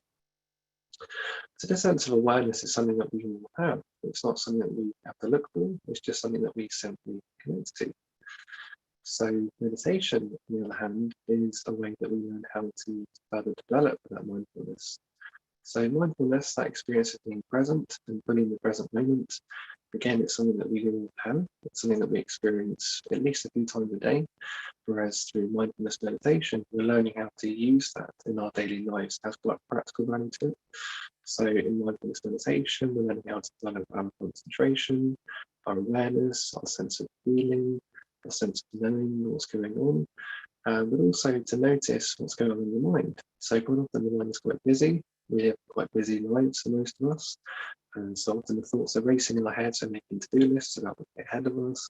We're thinking about yesterday, we're thinking about the future and past. So it can get a little bit busy. And quite often we associate ourselves very, very closely with our thoughts, the quality of our thoughts. So mindfulness is having a new sense of awareness that we kind of just pop out of that stream of thinking and just learn to see the thoughts as they are rather than sort of being so heavily involved in them. So thoughts are useful, we don't want to get rid of them, but it's simply just having a new sense of awareness as to what thoughts are useful, what thoughts can help us govern our daily lives, and what thoughts you might just want to put to one side and let go for a little bit. So it's a nice way to kind of begin meditation, is to understand what we're doing when the mind gets a little bit busy, but also how to get that sense of awareness in the present moment. So today's meditation, which I'm with you till around sort of 8:25, we're going to be practicing meditation that sort of ties in all of those things, so getting awareness of thoughts and awareness of the space around you. So it's a good one for beginners, and if you have practiced meditation before, then this might be quite a familiar practice to you. But either way, it's something that we can enjoy this morning. So, as I say, comfort is a priority. So now that we're settled in, just getting a sense of comfort. And say if you want to grab a blanket or a cushion, and just something that helps you sort of settle in to this practice. So just taking a moment, either with the eyes closed or the eyes open. Again, just a few quiet moments to take a few deeper breaths, whichever way is comfortable, in through the nose or the mouth.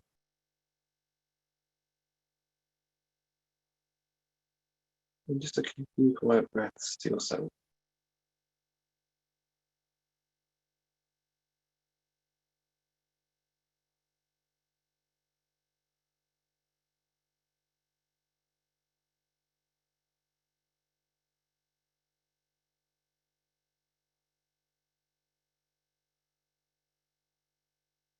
And with each breath, again, with every out breath, just settling in a little further. And just showing up to this morning's practice, wherever you are and however you are in this moment.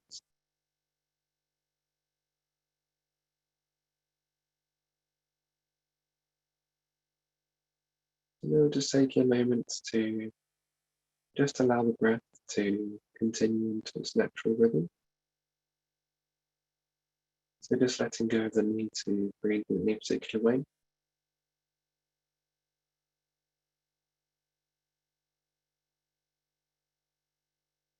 And just settling into the space around you. Settling into the chair, cushion, ground, or wherever you are.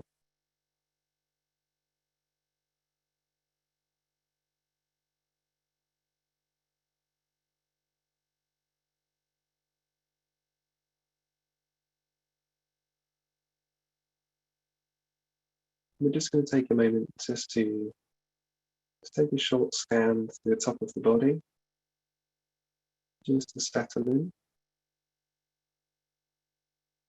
So without trying to feel anywhere in particular, just bring a sense of awareness to the top of the head.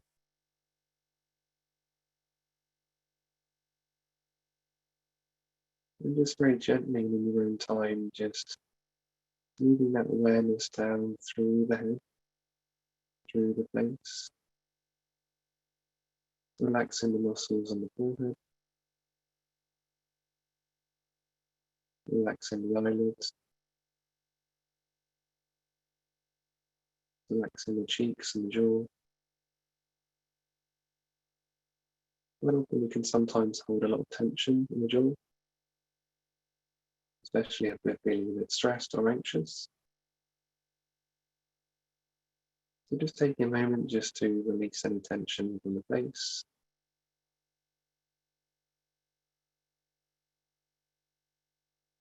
Moving down through the neck into the shoulders.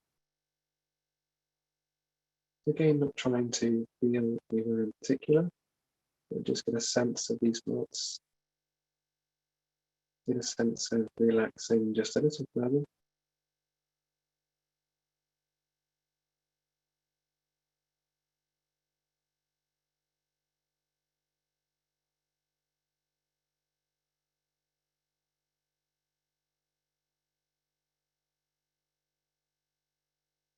Just gently moving down through the chest and into the abdomen.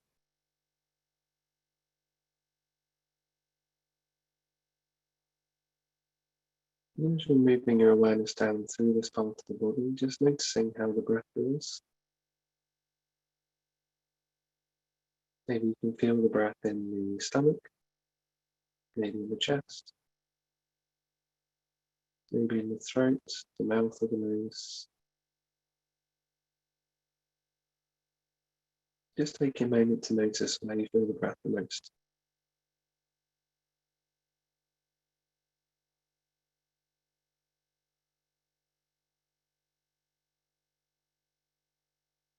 I'd like you now just to see if you can maintain a sense of gentle awareness to wherever you feel the breath.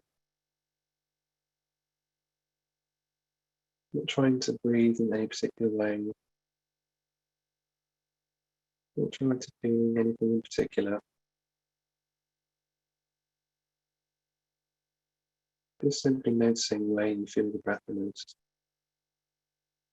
Quite often the mouth or the nose is a good place to start.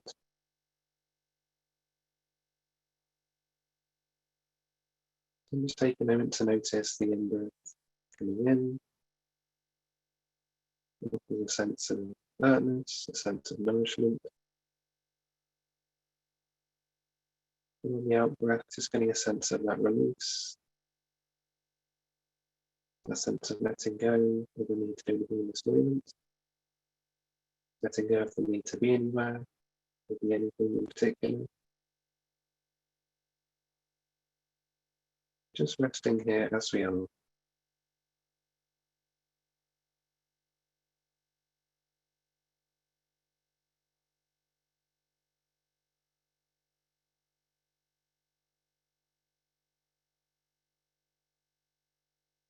And just start to gently expand that awareness. So just noticing any sounds around you. Noticing the feeling of the space. Perhaps getting a sense of the temperature of the room, of the people. Getting a sense of how you feel in the space.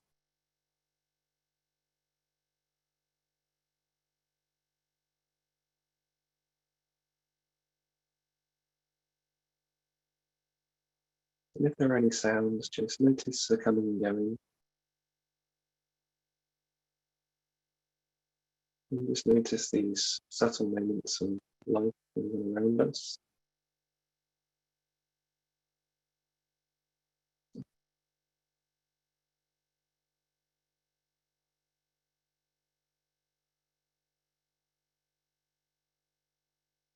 And quite often we take a moment to notice ourselves, the feeling of the body, noticing the breath, noticing the space around us.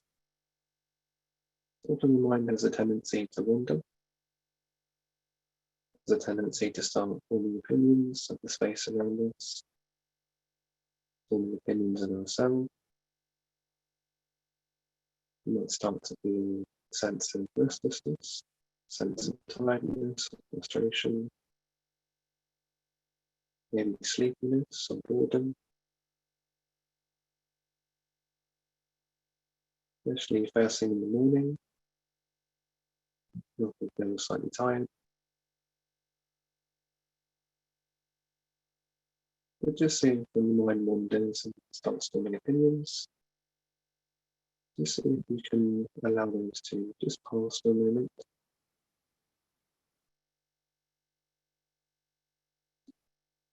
And whatever the experience of being in this space is, just noticing it as it is.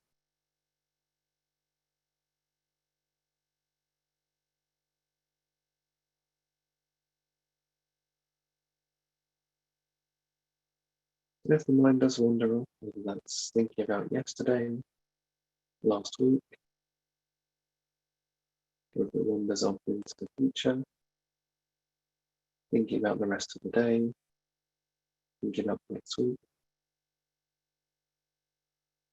maybe thinking about a sense of uncertainty. All of us have a sense of uncertainty and unsteadiness in our thought pattern. It's natural to have a sense of anxiousness, a sense of curiosity perhaps. So just for a moment, just see if you can settle those thoughts around the us. And just come back to the feeling of the breath. Or simply come back to just noticing any sounds or things around you.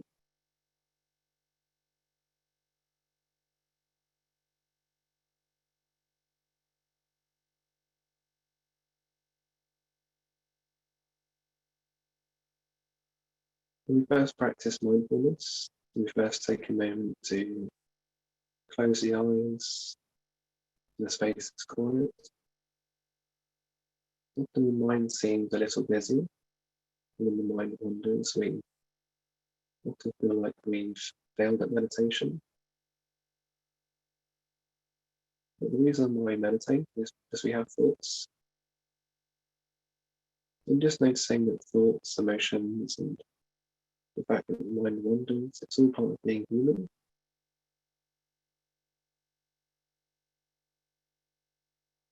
And so whenever the mind wanders, whether that's in today's practice, whether that's in any part of your daily life,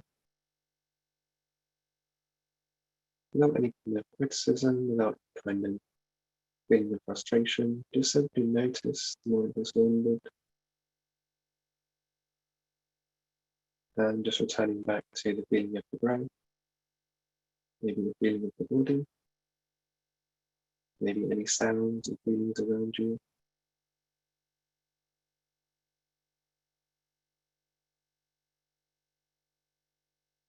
And so just for a few quiet moments to yourself, I'd like you just to bring your awareness to back to that place where you feel the breath the most. If it helps, you can count the breath. So counting for 1 on the in-breath, counting for 2 on the out-breath. Or simply just noticing the rising and falling of the breath. Whichever works for you, just taking a few quiet moments to yourself, just to notice the breath.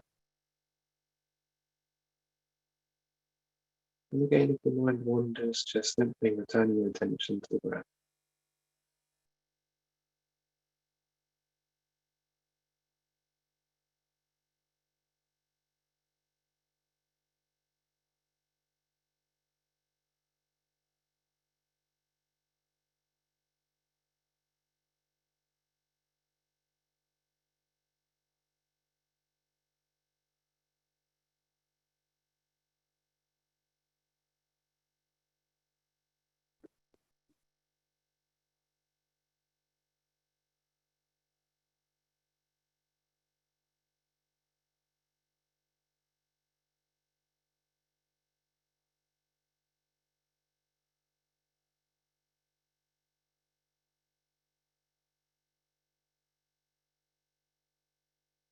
And just taking a moment to notice how you've been, maybe emotionally, maybe physically. Just getting a sense of how you feel.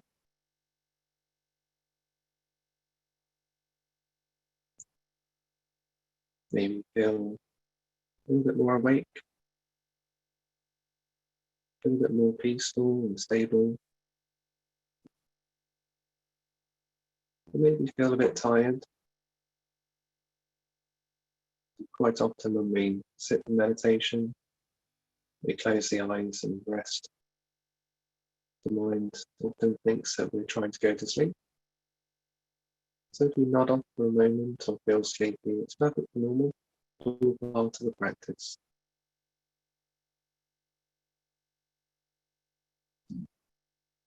We're just getting a sense of how you feel.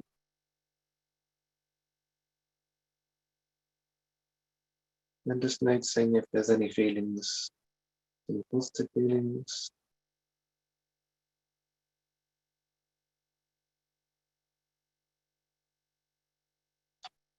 And just take a moment to, if you can, just offering a sense of gratitude for yourself. Sense of gratitude for showing up to this incredible event. Showing up to this morning's mindfulness meditation session. And most importantly, just take a moment for yourself. Just take a moment to pause.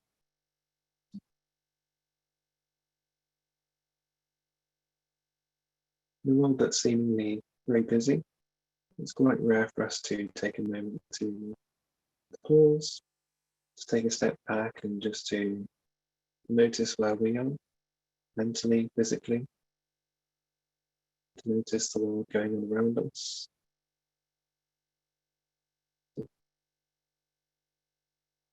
And so these small moments of mindfulness are just an opportunity for us to check in to ourselves, to see how we are.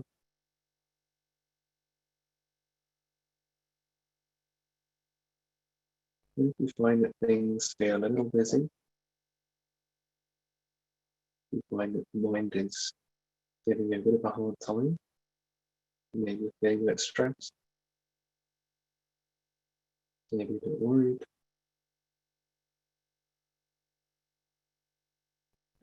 just taking away the fact that you don't have to stop everything you're doing to practice mindfulness. You don't have to find a quiet room to sit down and close your eyes. And you don't have to be anyone or be anywhere in particular to practice.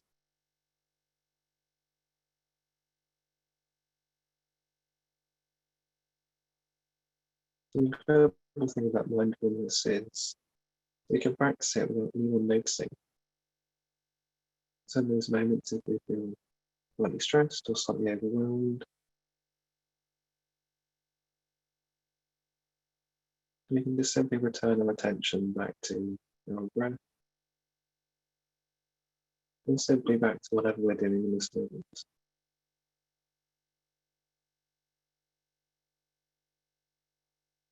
And so just offering a sense of goodwill to yourself, just saying to yourself, may I be well, may I be happy,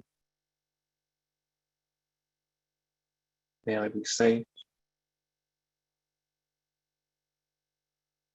may I make progress.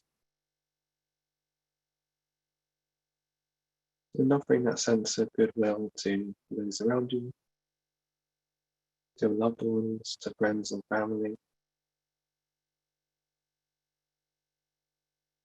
and maybe to even strangers, to people that you see on a daily basis, but you might not know too well. And offering a sense of goodwill to others too.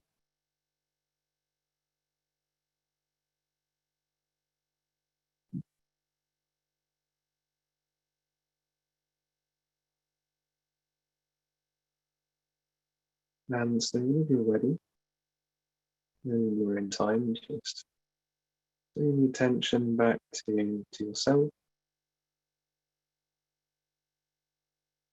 Bring the attention back to the body. Bring the attention back to the breath.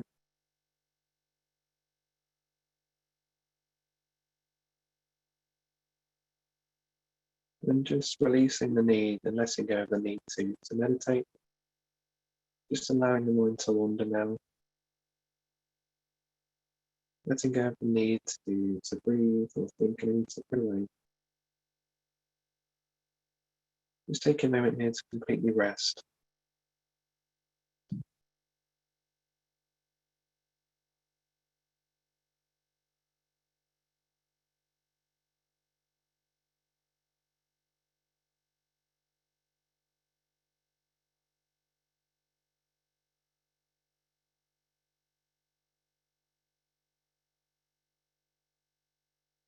And at the sound of the bell, whenever you're ready, and in your own time, just open your eyes.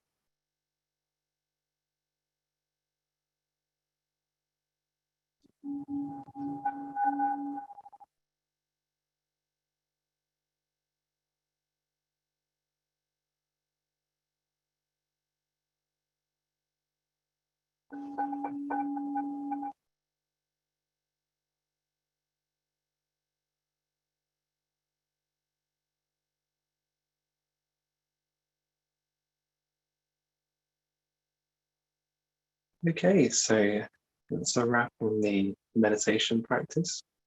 So I hope whether you have practiced before or whether this is something completely new to you, that you have something to take away from this practice. And one of the most important things to remember about mindfulness practice is that you can practice anywhere, anytime. You don't have to be anywhere, you don't have to be doing anything particular.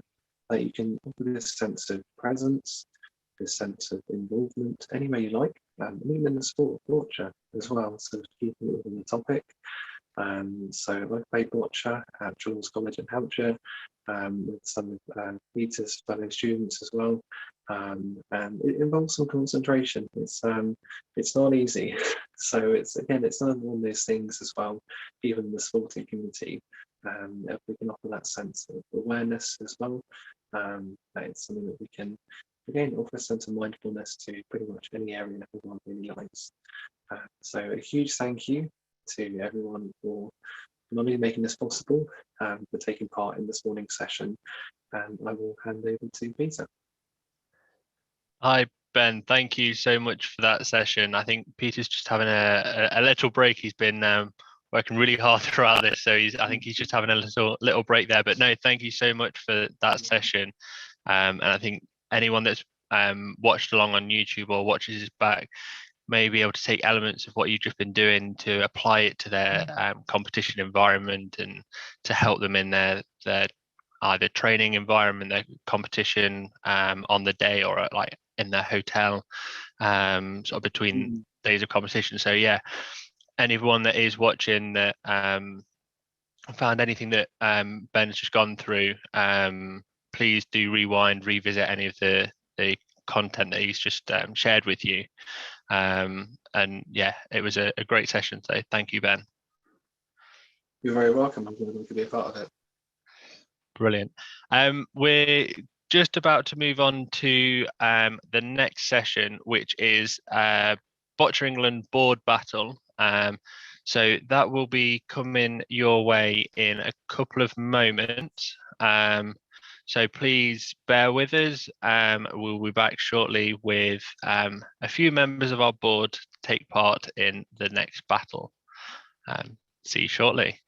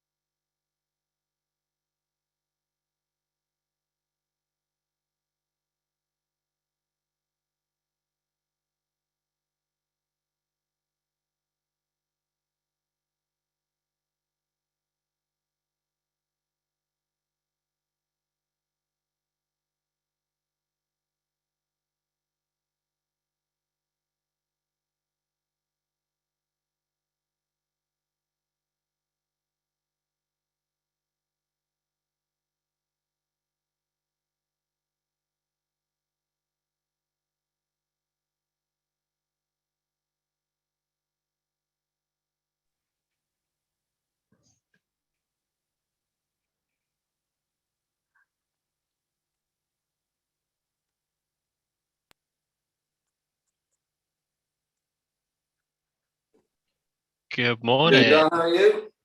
Not too bad, thank you. How are you?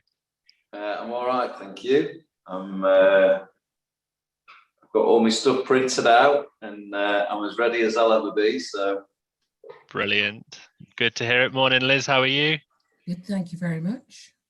Good. It looks like you're in a very sunny destination there. Well, I am on holiday.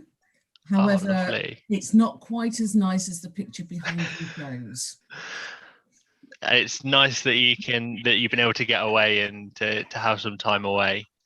Yeah. I think we've got Chris and Dan joining us as well. So Chris, Dan, if you're there and you want to join us on the camera, please feel free to do so.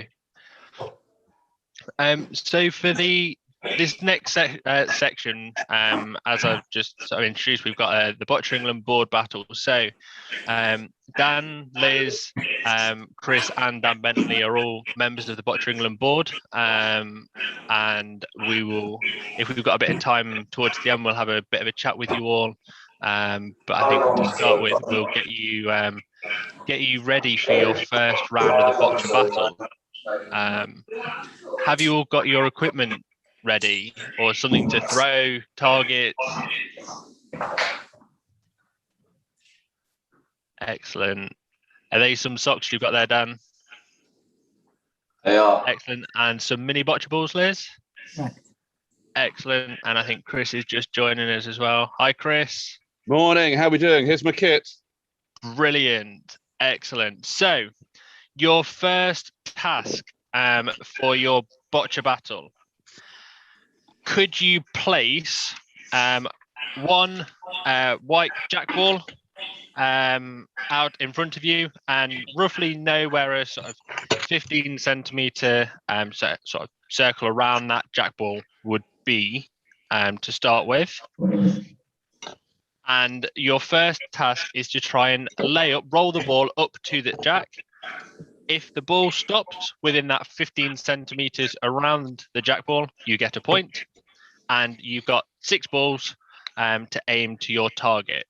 Okay, so you can all take, you can either take it in turns and watch each other, or you can all sort of play along at the same time. But once you've played your 6 balls, if you let me know your score, and I'll just make a note, and hopefully at the end of the 4 rounds, we might have a bit of a boccia board champion that someone can come back to the next meeting with bragging rights. So off you go with your first task. Do you all want to go together at the same time? Should we do them separately, maybe? Yeah, separately. I need Put to the pressure on.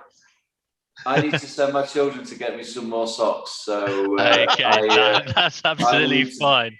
I will need to buy some time, I'm afraid. But yeah. Who would like to take the plunge and go first? Well, I'm quite happy to go first. I mean, I'm placing little balls. I'm not sure whether that means I should have a smaller target area. Oh, Chris, Dan, what do you think? Definitely. Whatever gives me more chance of winning. I don't mind. Well, these are like little rocks, so they're going to roll a long way. You should have thought of that before you started shooting, Liz, eh? What do you mean? You're lucky I've even brought enough of anything with me to do this. Right, I'm going to throw my first ball. Go on then, Liz. Oh, and a little layup. Excellent. Is it in that circle? Oh, yeah, definitely. Brilliant. Okay, and again? Yeah. Oh, now that one is way off. I think that would have been off the back of the court. Too much power. Yeah, it sort of bounced off the floor and jumped over the jack. Did you have an extra Weetabix this morning? I will do when I finish this. Okie dokie. Okay, that's the second. Another layup. It's like knock on, though, for one of them's just off. Don't know what we're doing here. Not that wasn't too good. But those of you who know me from when I used to do coaching will know I'm actually not a very good boccia player. So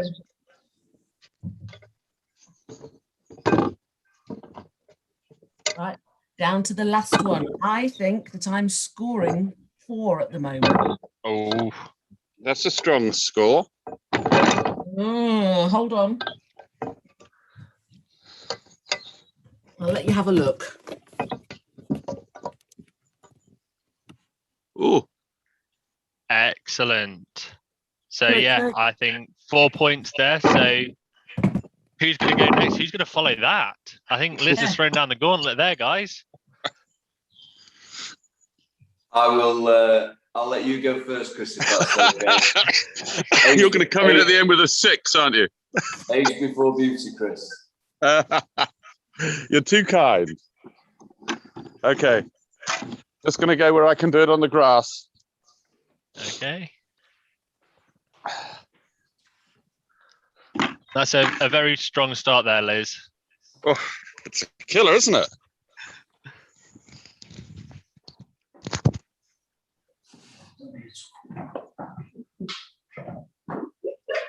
I think Mr. Newton's doing this tactically to sort of see where everyone's at, to see what level he's got to sort of pitch his performance at.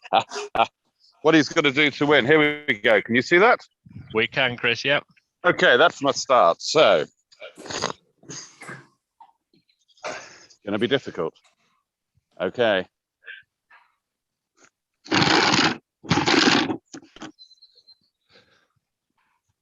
Oh, far too far on the first one. And the dog's got it. I've got a problem with the dog. Second one, no go.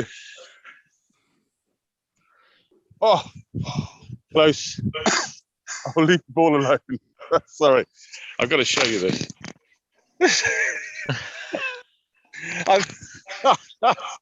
He's been interceding. Not going too well here. Come on, dog, leave them alone. No, leave it. It's a little bit of help. Look, I can't even get to the balls. Okay.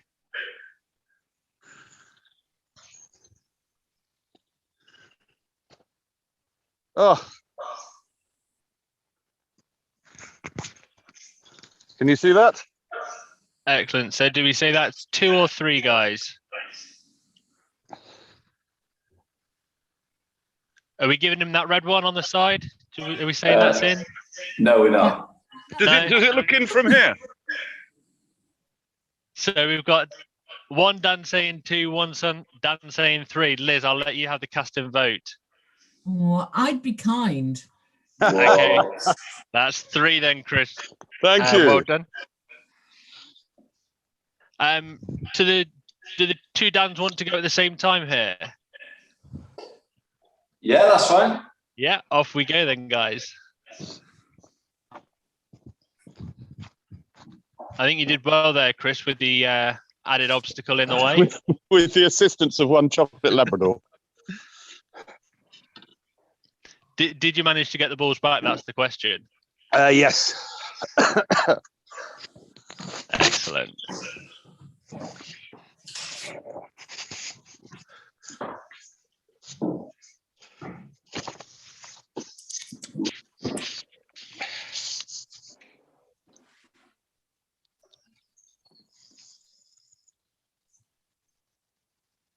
So Dan and Dan, how are we getting on?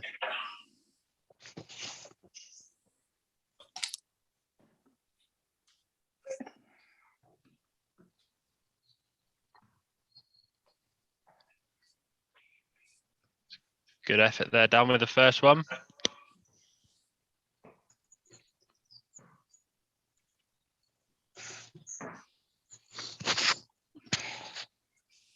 Ooh, looking strong.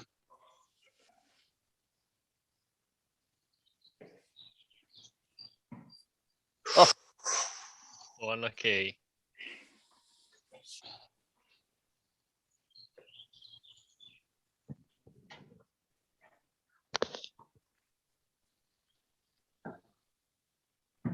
Oh.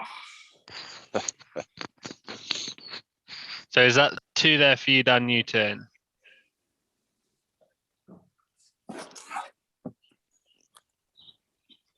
Yeah, I'll go along with that. Not a bad start. There's a score on the board to build on. And Not a Dan good one, Bentley, though, is it? how did you get on, Mr. Bentley? Of course you did. Oh. Brilliant. Have we got any evidence of that, though, Dan? Or are we just trusting you?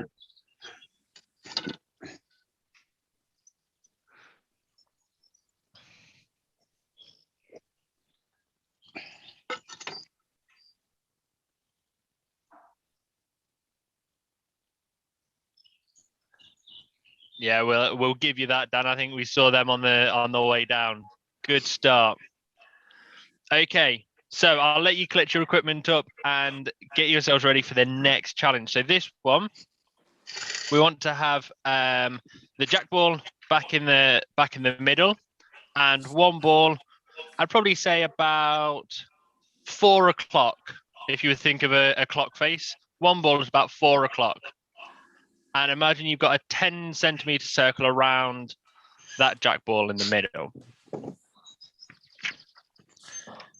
And your challenge on this one is to knock the coloured ball or the coloured stock away from the jack ball and outside of that 10-centimeter circle. For every time you do that, obviously you can reset the ball every time if you knock it out. And if you're able to do that, you get a point. And again, you've got 6 balls to have a go. Should we go in reverse order this time?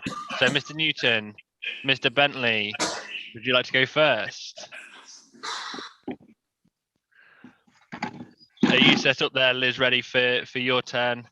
I am. I had to come out and come back in again because where I'm staying obviously doesn't like me streaming video. That's not a problem. If it happens again, we'll let you straight back in, Liz. Don't worry. Liz, you know when you went out and came back in, did you miss me getting all 6? I did. Well, honestly, Liz, it must be your connection. Yeah. Liz, he managed to get 6 in the camera, but not 6 on the paper. Right, ready? Off you go then.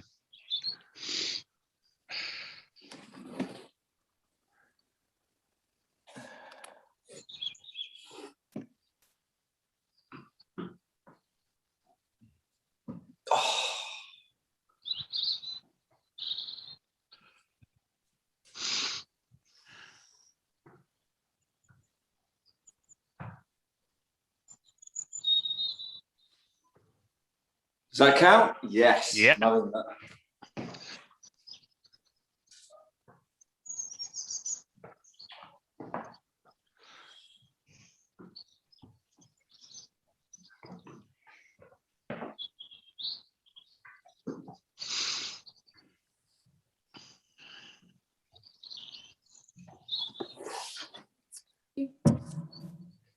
Was that 2 for you then, Dan? I would have said 3, Dan, to be honest. I would have said 3. Yeah? You could give me 3 on that one. We'll give you 3 on, we'll give you 3 on that one. Thank you. You're a gentleman. And it looks like Mr. Bentley's getting on well over there. We can see his silhouette in the background. Chris and Liz, do you guys want to go at the same time this time when either when Dan's finished, or if you need to get yourself set up, you can start getting yourself set up now? Okay, can I just ask you to repeat the task? Because I hadn't understood it the same way that Dan's balls were laid out. So, from the picture, we will have the jack ball and the first ball within the circle at 4 o'clock. Yeah. And you've got to try and knock that ball out of the circle. Okay. Right. Okay? Yeah. So I was using the loosest sense of the terminology, Liz. Like that. You can move that blue ball a little bit closer, Chris. To me? Towards the white. I've got a You're not carpet. cheating. Chris, are you cheating? No, look at this. Look at this. If I move it towards the white. Okay, then off we go. That's a good setup there, Liz. Can you see the balls? Yeah. We can, yeah.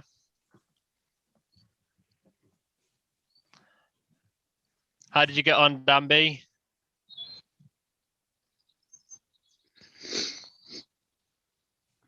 You can give us score on your fingers. 2. Good work. Dan, what do I get for knocking the jack on rather than the ball off? Nil point. Ah, that's not kind. So we're looking to knock the coloured ball away from the white ball. Sorry, I think I've been watching a bit of Eurovision over the night with the nil point. That's It's a 1 outside the then. 10 centimetres yet, so that's 1 well done, Liz. Epic fail. That's got to We'll be give 1. Yeah, we'll give you that one.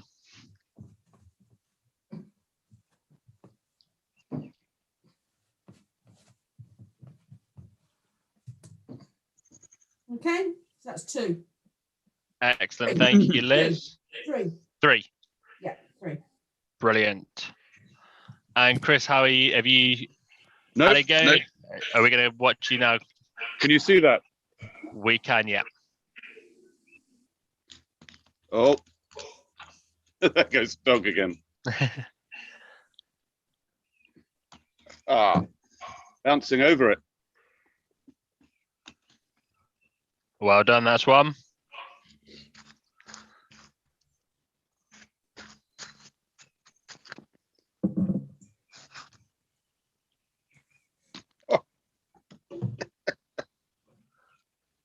Oh, think I might have one more.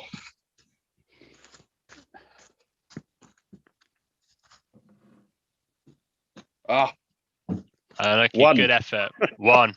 Better than nothing. Absolutely. Okay, your next challenge.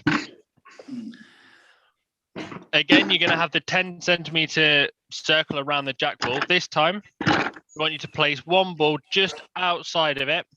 Imagine directly in front of you. Yep, like that, Dan.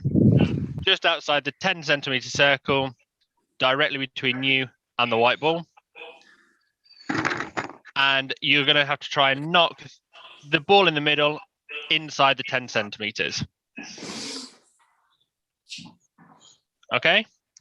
Again, you've got 6 balls. And for every ball you manage to knock into the circle, you get a point. And obviously, if you do that, you can reset each time as well.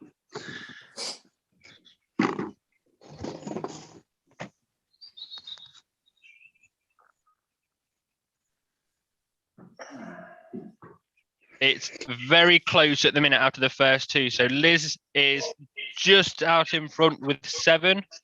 Dan Bentley's got 6. Dan Newton, you've got 5. And Chris is on 4. So it's all to play for with these last 2 challenges. Do you all want to go at the same time on this one? Once you've thrown all 6, give me your scores. Ready? Off you go.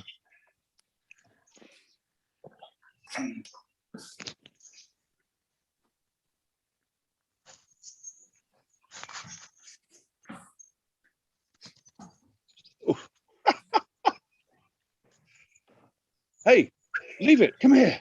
Bring it back. Come here.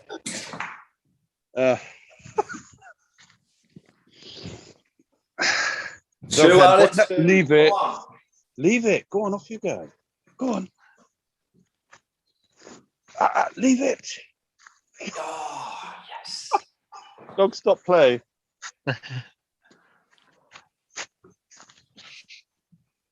Leave it.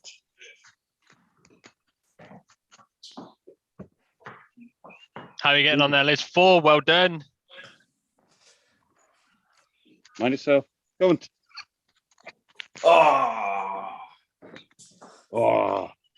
How many have you got left there, Dan? Yes. There we go. Well done, Chris. I got 5 out of 6 there. I like that one. Oof. Even Stevens. Oh no, maybe not.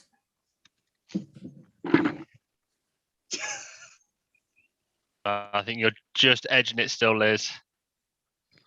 Hey, thank you. Is Dan And Benson frozen? I think he's frozen. Yeah.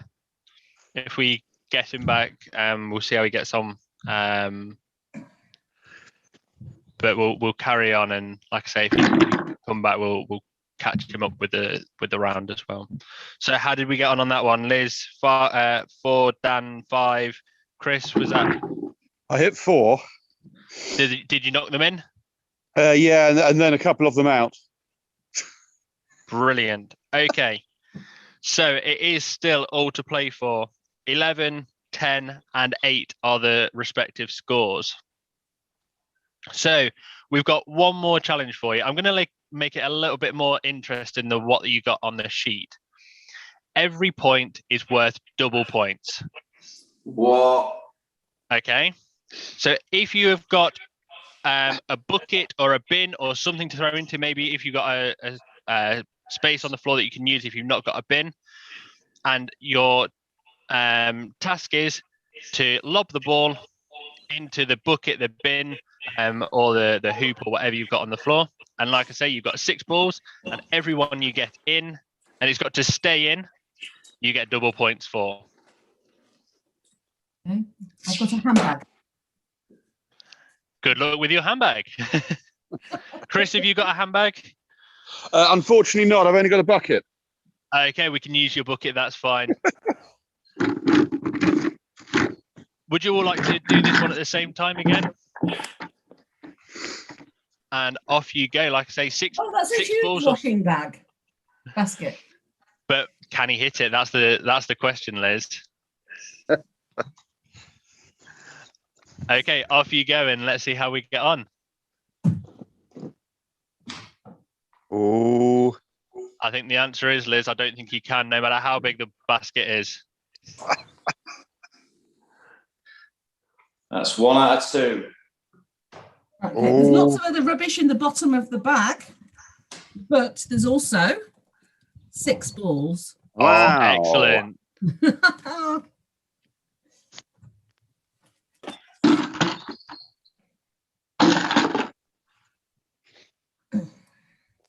Is that 5 for you there, Dan? That's 10 points for you.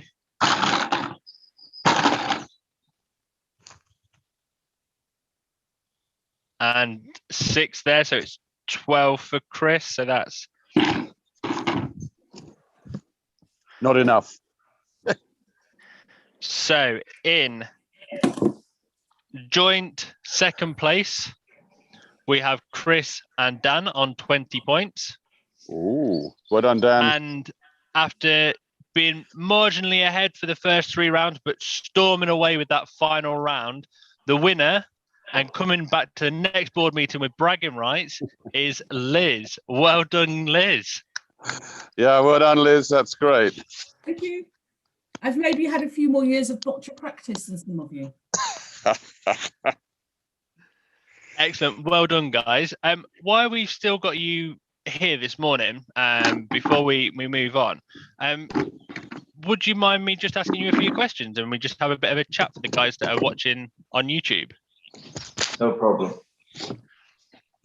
So I guess the first question I'd like to pose to all of you, and take it in turns to choose who wants to go next. I won't pick on you, that's fine. Is what do you like so much about boccia? What is it about boccia that you like, you enjoy? Who would like to go first? I don't mind going first, Stan. So to me, it's just a really inclusive sport. I think it's got huge opportunity to engage lots and lots of different people, all members of a family, lots of different members of a group, and it's a real good leveler. So, like I say, it's inclusive for everybody to have a go. That's probably the main reason why I love boccia. Brilliant, thanks, Dan. Who'd like to go next? Go on, Chris. Well, I think Dan's covered the the fact that anybody can do it. But as we've just proved, not anybody can do it well. And that's Dan and I. That's Dan and I proved that. Dan Newton and I. So even with socks or boo balls, but no, it's actually a fantastic sport as well. It's a bit like chess. It's you've got to be accurate. You've got to think it through. You've got to think this move, the next move, and it's a really it can be a really aggressive sport with powering the balls in to knock others out, to block, to put in back defenses. I mean, it's quite amazing how the pressure builds when you're behind and you have to keep going first to try and catch up, and then you can have at the end of the game almost a throwaway ball so that you don't lose what you've got. It's so tactical. It's fantastic. It's such a great sport. Yeah, absolutely. Thank you, Chris. Liz, Dan, who would like to go next? Did you not catch the question, Dan? Yeah. Shall I go whilst Dan's preparing something?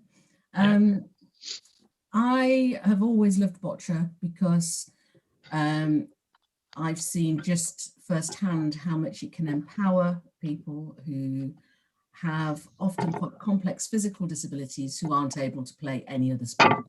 So whilst it's inclusive and anybody can do it, it doesn't matter what level of disability someone has, there is always a way that we can find them to play Boccia. And what that gives people, again, it doesn't matter what their level of physical disability, it gives people the opportunity to see, just like in, say, football, where you could knock a ball around in a park, or you could play for your local league, or you could aspire to play for a Premier League football club. It gives you the opportunity to play at the very, very highest level if you have the potential to do so. So it's something that, for me, aligns, I guess, with any other sport, that there is that opportunity to play at whatever level you are, you wish to play. Excellent. Thank you, Liz. Have you got an answer there, Dan?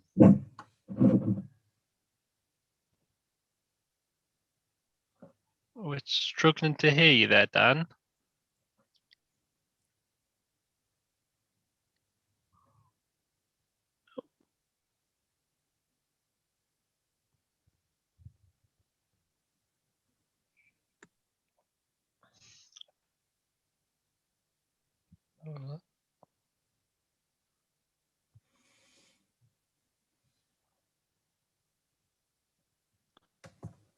Can't hear you there, Dan.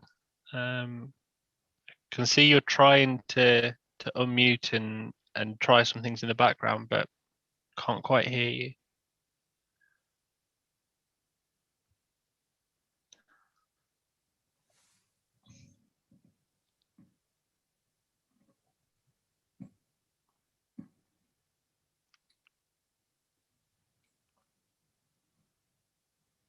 If you want to get something typed into the chat for us, Dan, if that's easier, if you've got someone that can type in for you, and then we can share that with everybody as well. Just while Dan's doing that and seeing if we can get him back on, I'd like you all to try and sum up Boccia in one word. So we'll go reverse order this time. So we'll start with Liz, Chris, and then Dan Newton. One word to sum up Boccia for us. Speechless.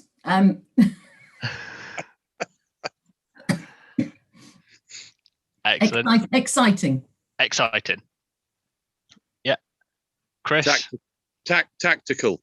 Tactical, brilliant. And Dan Newton? Apologies to say the same thing again, but I think I'd really have to go with inclusive, because to me that's the that's the sentiment of it all. Yeah. And Dan, I'm really sorry we can't get hold of you there. And unfortunately, we have run out of time on this session. I'm really sorry we can't get you on at this point, but can I just say, I've just been told we've got a little bit more time. So if you want to type something in there, Dan, feel free to do so. So I guess we'll come back with another question for you then. If you were to Right, we've got a lot of feedback. Have you? Is that from me? Is that better, Liz? Yeah. Excellent.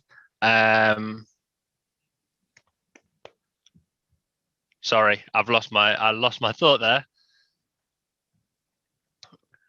I guess yeah.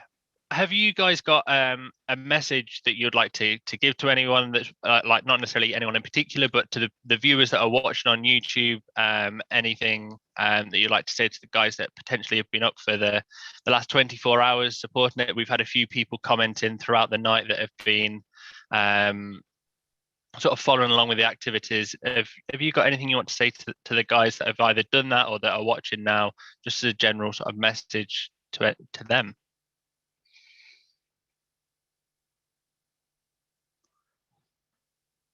Yep.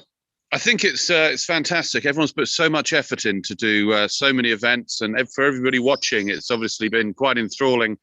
I guess the only question from our little challenge is how Liz managed to spike Dan Bentley's connection there so she could actually win. But other than that, it's been a great event, and everybody who's taken part, I guess we should say a huge thank you from all of us, because they've put their time and their effort in, and raising money, which is going really well, I see.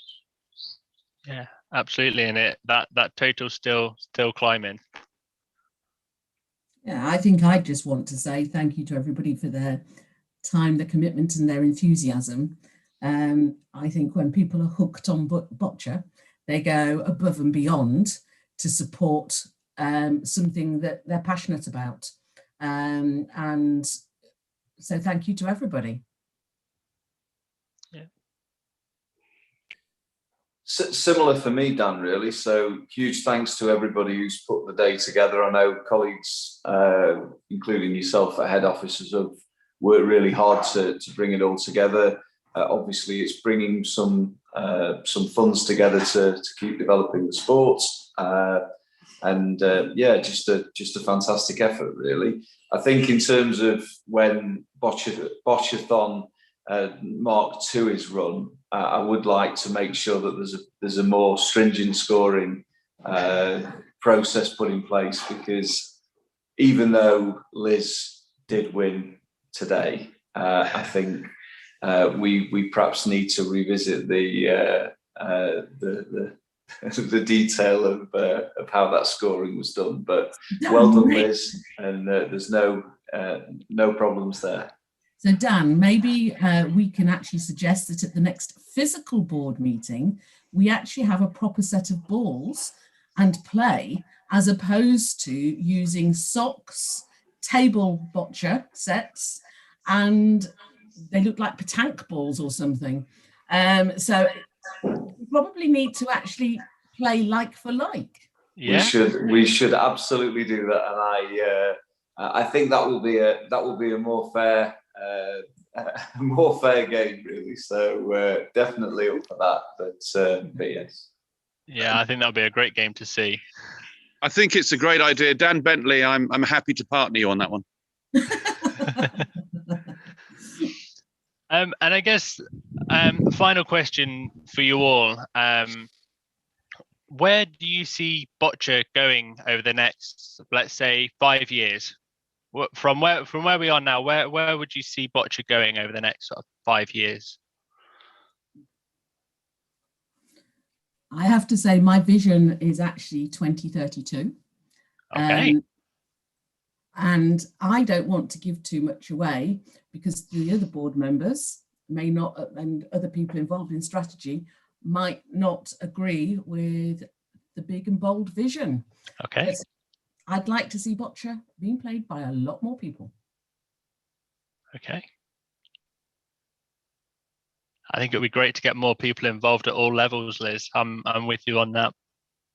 So I'm absolutely of a similar belief to Liz in terms of the fact that we should be courageous and bold and really try and drive forward. I think both on a performance level, but also on a participation level. Obviously, there is significant benefits in both, but opening up the opportunities to more people and making sure that the base of the kind of the participation pyramid is as full as possible, and that all of the young people getting opportunities in schools and leisure centres and different places in the country, feeding into the model to make sure that the sport thrives. So I think we should absolutely be aiming to increase participation, work really collaboratively with lots of partners out there. Make sure that the sport's embedded in schools, and even more than it already is, and take it from there, really. So we should absolutely be bold and courageous, because it's a fantastic sport and there's a huge opportunity ahead. So brilliant, thank you. Yeah, I think all of that's great sentiment, really. The bigger we can make it with the wider base to start with at the youngest age, the bigger the sport becomes. And there's no reason why this sport can't be played by everybody. It's a fantastic sport, and it really is not easy. So it's not as if it's a game or a toy. It's a sport. It's a really good, strong sport. But anyone can play it at any level. It's great. It's like kicking a ball in the park. Yeah, excellent. Can I just thank you all for your time this morning, giving up the time to enjoy the challenge. I hope I've not sort of upset the apple cart too much, and there's some this carries on into future meetings which I won't be there for. But thank you very much for your time this morning. I hope you enjoyed the session, and I hope guys watching on YouTube feel free to have a go at those activities as well that you've seen Dan, Chris and Liz take part in, and see if you can beat their scores. Would love to know how you guys get on as well. So like I say, thank you very much for your time this morning, guys, and I'll welcome back Peter, who's been hosting all the way through to take us into the next session. Thank you, folks. Well done, Liz, and look forward to the next time. Take care. Yeah. Thank you. Bye. Thank you. Well, thank you very much to all of the board members for taking part in a fantastic fun challenge there. Thank you very much. So sorry to leave you in the lurch earlier, but I had to get a little bit of a kick there. So now we're gonna hear from Graham Judge a little video of what Boccia means to him before we get on to the next segment. So here is a little clip from Graham.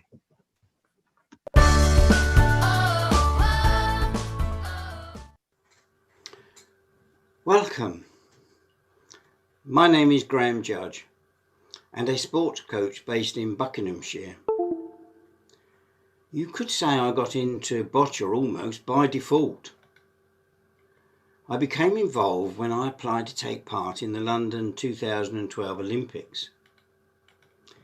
The interview started with an overview of the games and an informal chat to answer questions highlighting opportunities within the stadium. My group were escorted to a pod discussing the world of Boccia, to which I knew very little about at the time. However, I was captivated by this short insight into the game. And as a coach, I could see this sport having potential within my working role. A therapy for interaction between players and a belief in oneself. Also promoting new skills and socialising within the wider community. We introduced Boccia into the club sports programme with weekly training sessions and membership to the Boccia England League. We regularly compete in competitions around the country, offering opportunities to link up with other sports clubs. And I witness a determination and commitment to this game, it also generated camaraderie and confidence within the club. And as for me, well, that original meeting at the Excel on Boccia enhanced my role in supporting people to achieve their goals. And it makes for a joyful reward. For us, this sport ticks all the boxes. Boccia moments to be proud of, well, there are just so many. However, refereeing on court with my 12-year-old granddaughter as my timer makes for a very special moment. I would like to finish with a comment from one of my players, and I quote, "Boccia has enhanced my world." Well, thank you for watching. Enjoy your sport, and goodbye for now.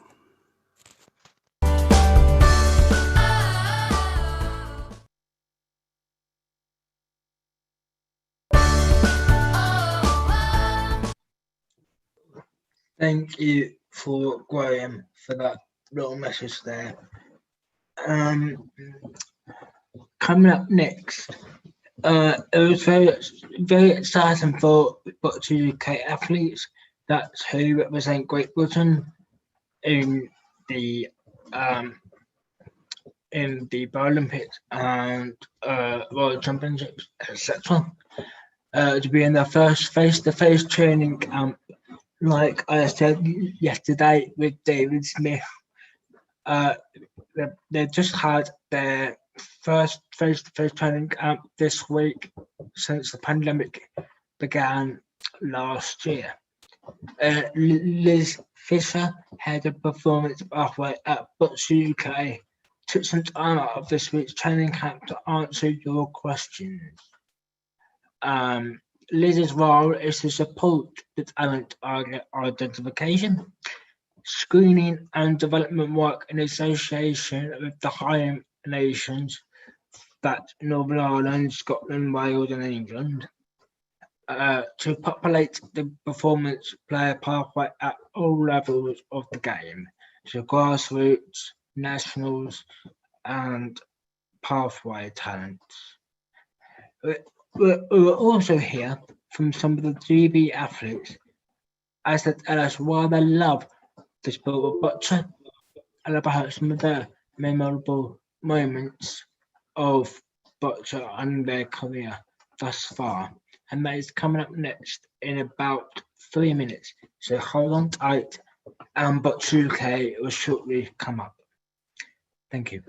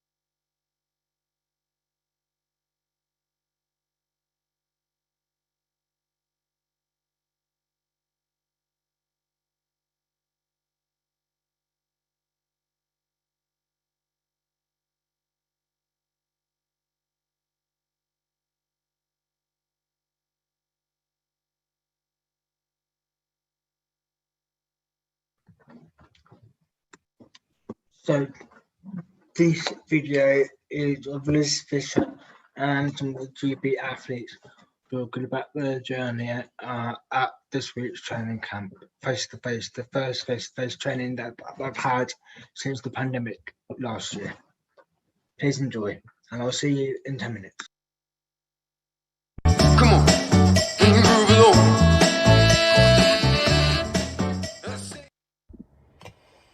Hi there, my name's Liz Fisher. I am Head of Performance Pathway for Boccia UK, and I'm going to be answering some questions you have put forward this morning. So the first question you've asked is, what is Boccia UK looking for in a developing athlete? So we're looking for athletes with that skill and ability as they progress through the player pathway with that potential to compete at the highest level. We're looking for players that are aged between 13 and 40, eligible in classifications 1 to 4, and should be quite competitive within their field. We're looking for those with a cognitive skill set, so are likely engaging in education or employment. We're looking for those with that creative problem solver mindset and can really reflect on their own decisions whilst thriving under pressure. But most importantly, we're looking for those that are driven by that desire to really test and stretch themselves. So the next question you've asked is, what does the journey look like for an athlete as they develop through the UK player pathway? We know that the transitions that an athlete makes from one stage to another is a key feature of any pathway. And experience has told us it's going to be frequent, occur at any stage, and going to be individual for that athlete. We know that there's going to be opportunities for coaching, for classification, and for competition at each stage. But what's really important is having that right support at the right time. But what's key here is that as an athlete really needs to drive their own development and demonstrate those behaviours that are required for success. Question 3 asks, what advice can you give to a coach returning to the boccia court? For this, I'd really recommend speaking to your home nation lead and understanding what that roadmap looks like within your nation. What support is available and what advice can you be given on the COVID-19 protocols for returning to venue for you and your athlete? I'd also recommend looking at the UK online coaching series that are currently available. Topics include nutrition, classification for coaches, athlete experiences and equipment, to name a few, and this is available for anyone within the pathway. But most importantly, I'd suggest you connect and communicate with your athlete and make sure that you're both comfortable in returning safely back to training and back to venue. Come on, can you move it on? My favourite Boccia moment was my first GB cap in Nymburk, in the Czech Republic, in 2019, where all the squad came home with a clean sweep of 7 gold medals. Come on, can you move it on? My favourite Boccia memory is when I got to compete for Boccia UK at the Zagreb Regional Open in 2019, where I got a silver medal in my debut competition. Come on, can you move it on? I love how inclusive Boccia is. I've never met a single person who can't play. Come on, can you move it on? So my favourite Boccia moment was when in Nymburk we just won the team final, and the whole squad had picked up all the gold medals. So we had God Save the Queen 7 times in a row. We then had an amazing party night, which I'm sure some of the other guys will explain all about in their up and coming segments. Come on, can you move it on? My favourite Boccia memory was the final in Nymburk. It was a regional open, and the team were playing Spain, and we won the final, which meant that GB won all the gold medals in all the categories in the competition, and they played the national anthem 7 times, and it was great to be a part of. Come on, can you move it on? Hi, I'm Claire Taggart from Northern Ireland. I'm a BC2 on the Boccia UK World Class programme. My favourite Boccia memory is was when I won the UK Championships at home in Northern Ireland in 2019. The environment and the noise and the atmosphere was amazing, and I hope to retain my title in 2022. Enjoy. Come on.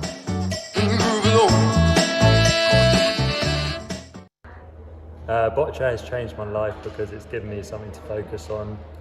It's given me an opportunity to try and become the best I can be, and I absolutely love this sport. Come on.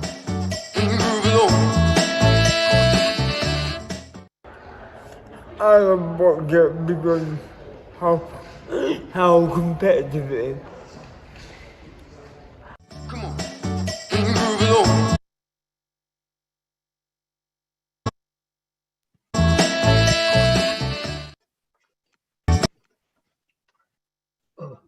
Thank you very much for that, and thank you for that video, Boccia UK.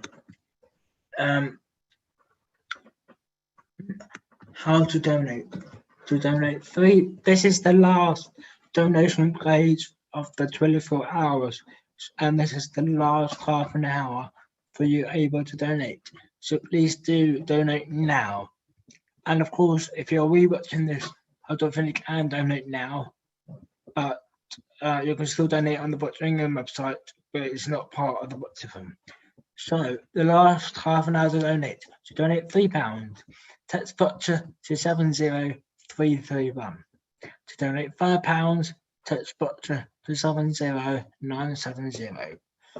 To donate £10, text Boccia to 70191. You can also donate online at www.england.org.uk/appeal/Bocciathon. Of course, as always, you can always tell us where you're coming from, and all of your support and all of your photos of the last 24 hours, where you've been watching this and everything else.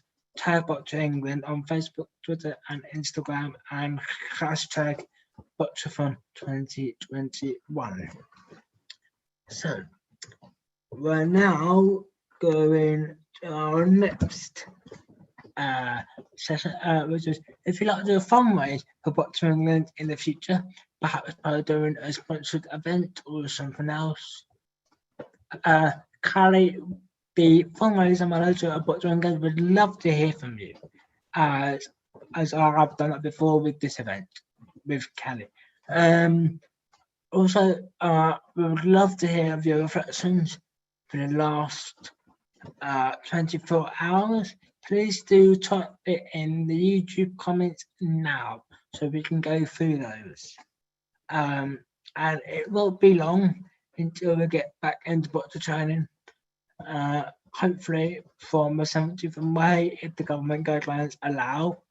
But in the meantime, why not take advantage of the lovely sunshine that is out there today and take the Boccia rules to the park?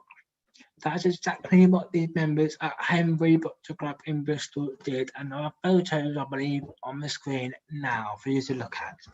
So while you're looking there, you can always tell us of your reflections on YouTube comments, and I'll be on there now to have a look. And of course, if you'd like to fundraise, please do get in contact with Callie and go from there.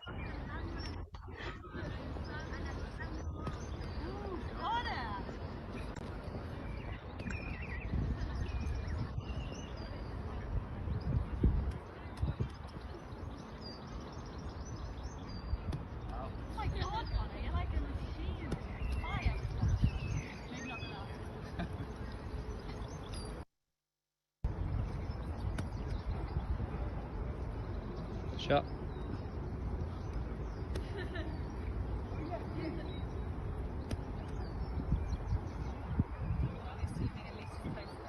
Okay, so while watching these videos, I'm just on the comments now. So we've got quite a few comments here. We've got well played everyone and well done Liz. This was referring to the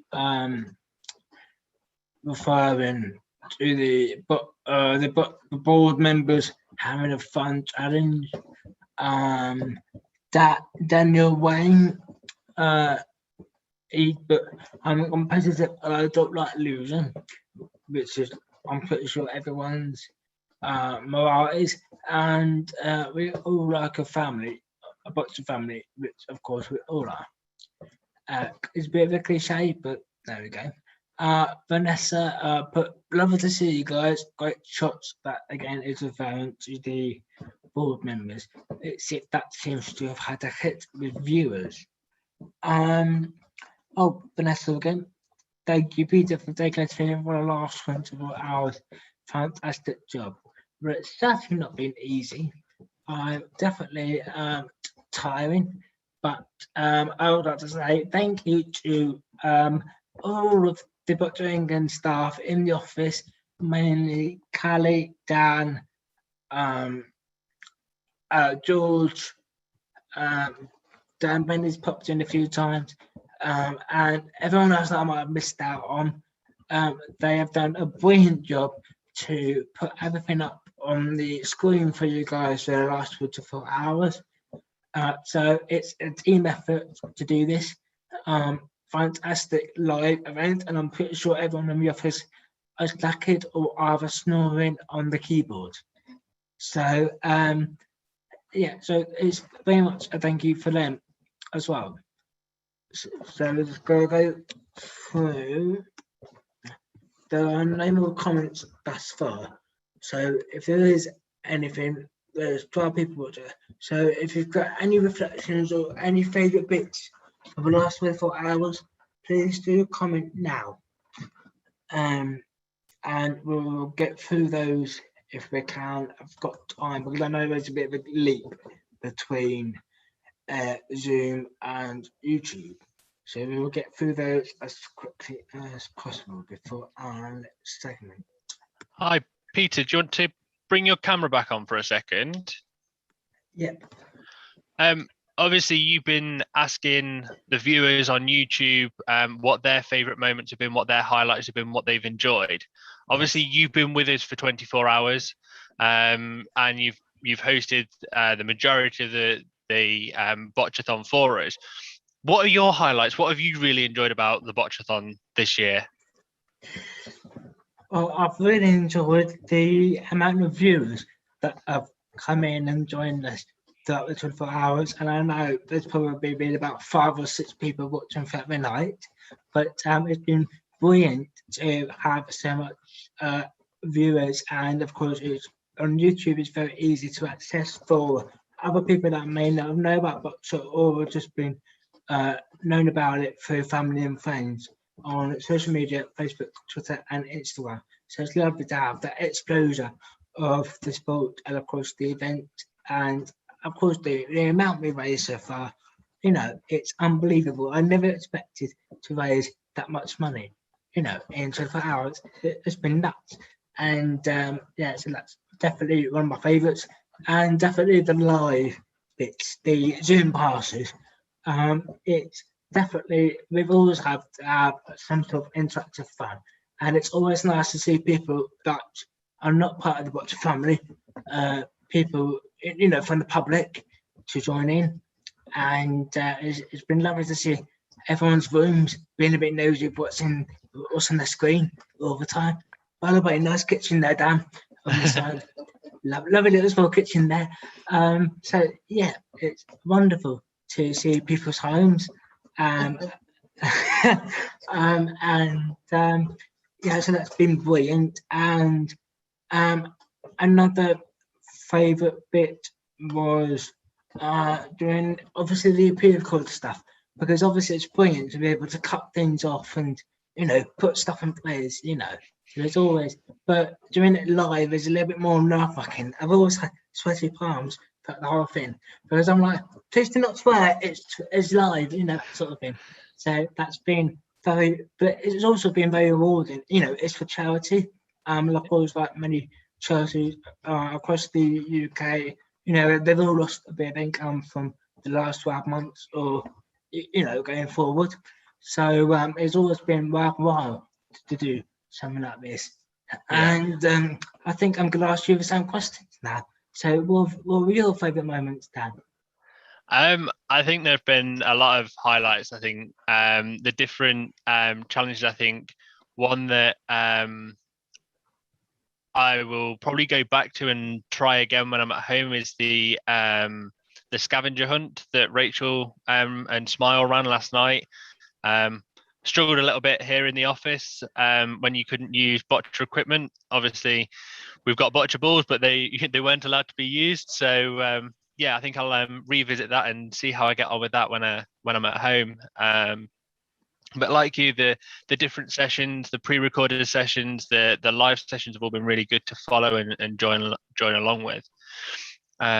So yeah, thank you for everyone that's contributed to them. Another question for you, Peter. Again, you've spoken so passionately about the sport and why you enjoy it, and Yes. what it's meant to you in the different segments that you've done and you've pre-recorded and you've been involved in. But if you were going to describe boccia to somebody and try and sort of encourage somebody to come and give boccia a go for the first time, what would you say to them? Well, I've always said it's a bit like bowls. That's, the easiest you can explain to someone. I normally say it's a bit like bowls that your grandparents would normally play, which is probably quite true. It's quite a bit, but again, majority is really in it, bowls. So I've always said it like that. But I would say it's definitely something to do, but definitely something to get involved in, even if it's not playing, it's volunteering, or there's loads of different opportunities within the sport to get involved. And I've seen former players take up the mantle and actually get involved with the refereeing, coaching, and that. Most nobly, Dan Bentley has probably been involved everywhere now throughout the whole blockchain system. So yeah, I mean, I would definitely say it's definitely inclusive. There's something for everyone, that's for sure. And yeah, I mean, even if boccia's not your thing, always give it a go. You don't know until you try these things.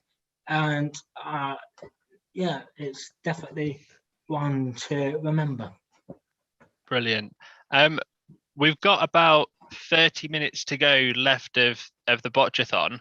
So I'm just going to pop one slide back up, which I think you can probably tell us off by heart now because you've said it quite a bit throughout the last 24 hours.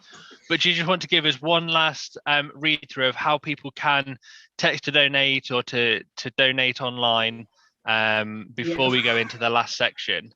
That's fine. Excellent. Yeah.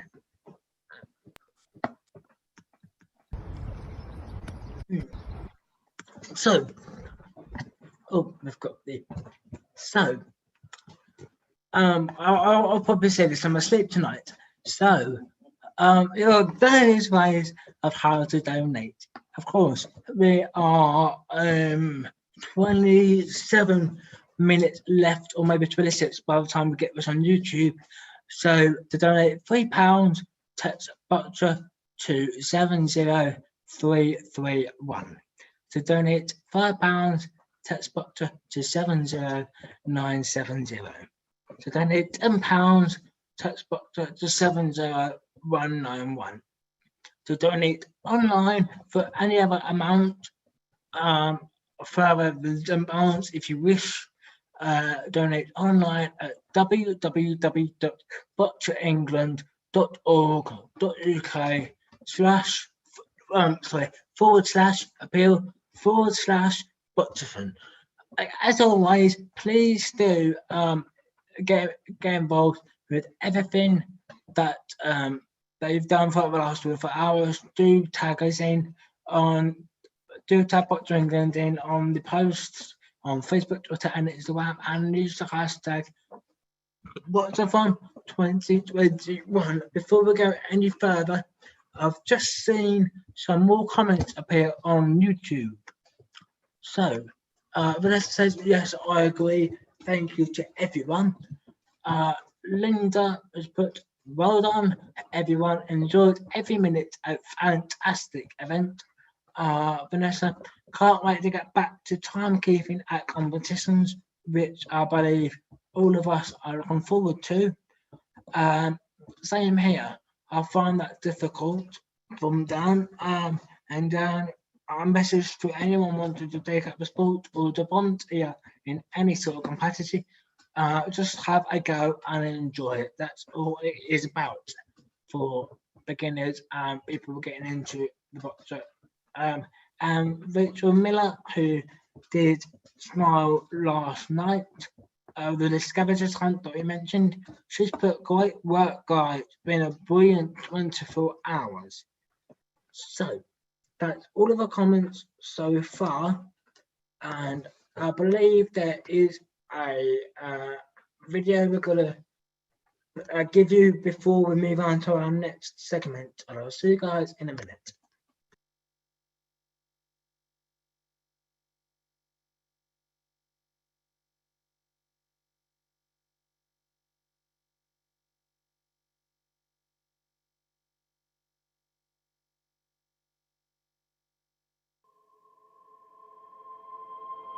Boccia England is a registered charity that provides recreation and competitive opportunities for anyone to play Boccia. In particular, we focus on working with disabled people. We also work with a wide range of partners who provide opportunities for anyone to play Boccia in community settings, care homes, schools and so on. So it's a fantastic sport from that point of view, where it's inclusive to everyone. Boccia means a lot to me. It's mainly one of my hobbies that it just gets me outside, because being a disabled person you don't get to do a lot.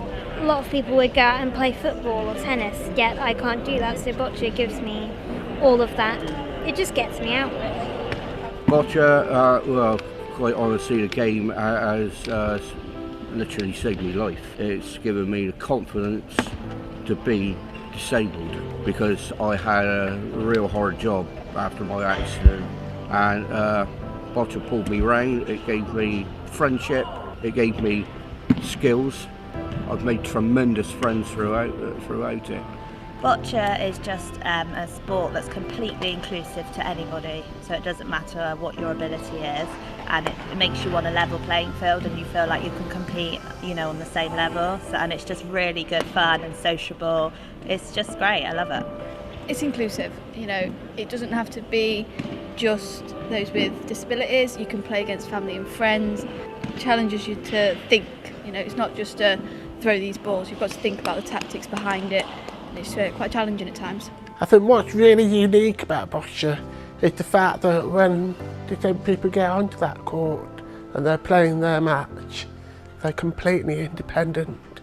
It's down to them to make the right call, make the right decisions.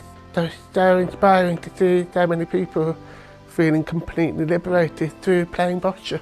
My physio teaches me Boccia and then how to play it, and then I started to like it, and then I want to play it some more. That's why I play Boccia. What does it mean to you and your family? Has it been a good thing for you and your family? Yeah, very good, because my mum wrapped me. She's my mum assistant there. Well, because my disability deteriorated, I figured out that Boccia was the best place for me to be, because it doesn't really matter on the things you struggle with, it matters on the ability that you have. And it doesn't really, when you're here, it doesn't matter how much you struggle, because everyone's pretty much in the same place. And what's definitely good physically and mentally, obviously. It made me feel a lot fitter and have a bit more energy. And obviously mentally it's made me a lot more positive and give me something to work towards, really. I think that's important when you're at home a lot and you're isolated. It gives you something to work towards in life. We believe that Boccia changes lives, whether it's the physical or mental well-being or the social isolation. It also brings people together so they feel that they can support one another and develop their confidence and well-being as a group, collectively and as individuals. It's going to change your life. and it'll change your life forever. It's competition, but it's also family feeling about it, like it's comradeship, like, you know. So it's completely changed my life. It's got me out of the house, it's got me mixing with people, socialising, and my family are a massive support, so they come around with me and, you know, they help me at the club as well, they help my club run as well.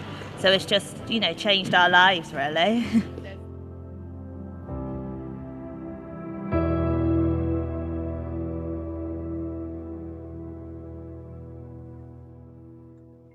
Thank you very much for that lovely insight of a video there.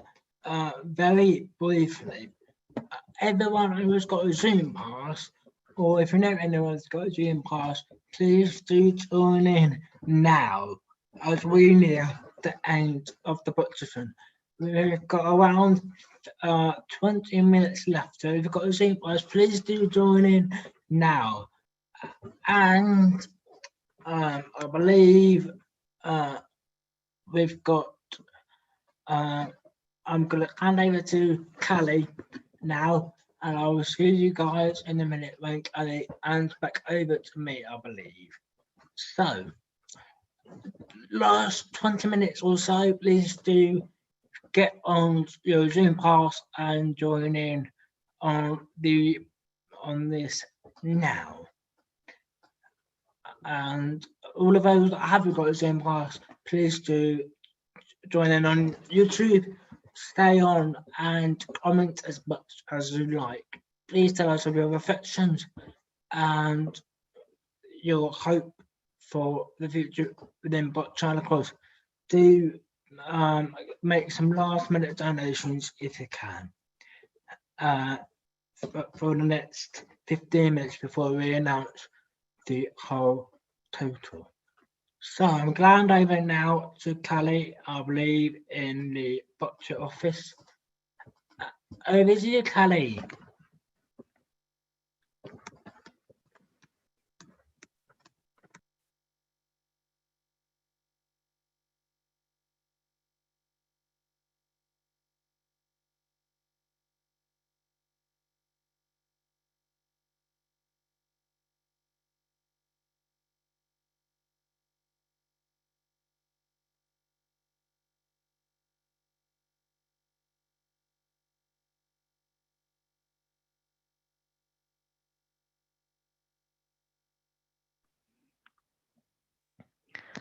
Thanks, Peter. That's brilliant. Thank you so much. We're just going to wait a couple more minutes for everybody to join us.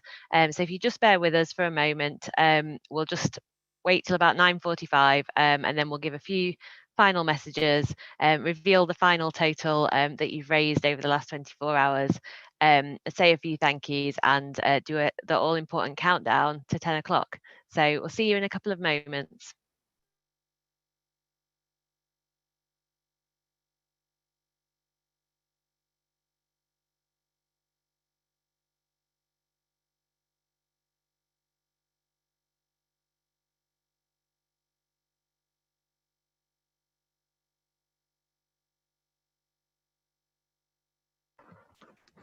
Just to give out a bit of time before we let everyone in, just to say a massive thank you to everyone who's managed to take part in the Bocciathon. Thank you to everyone that has done a pre-recorded piece. Thank you very much for everyone that's donated, everyone who has been a part of today's and yesterday's live streams. Thank you to everyone for joining in on the interactive sessions with the Zoom passes, and a big thank you to everyone for viewing the four YouTube live streams and for spreading the word on social media, on Facebook, Twitter and Instagram, among other social media platforms, and just a massive thank you to everyone that's contributed to the videos, for Adam Hargreaves again for the music that he's done for us, and it's been a real success, I believe. And So now we're going to wait for everyone to come on, and then Elliot will continue in about 1 or 2 minutes. So just say thank you to everyone.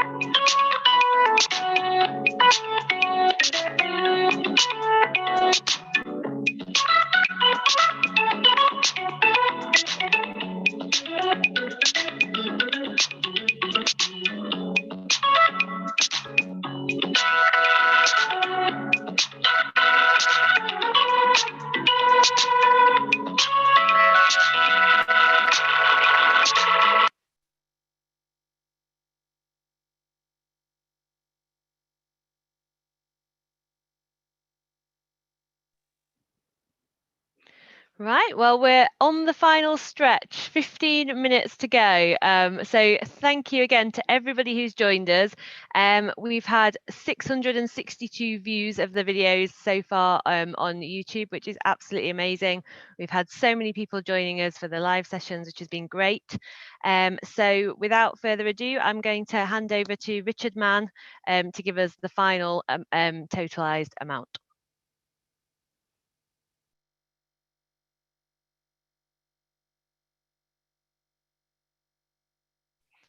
Over to you, Richard.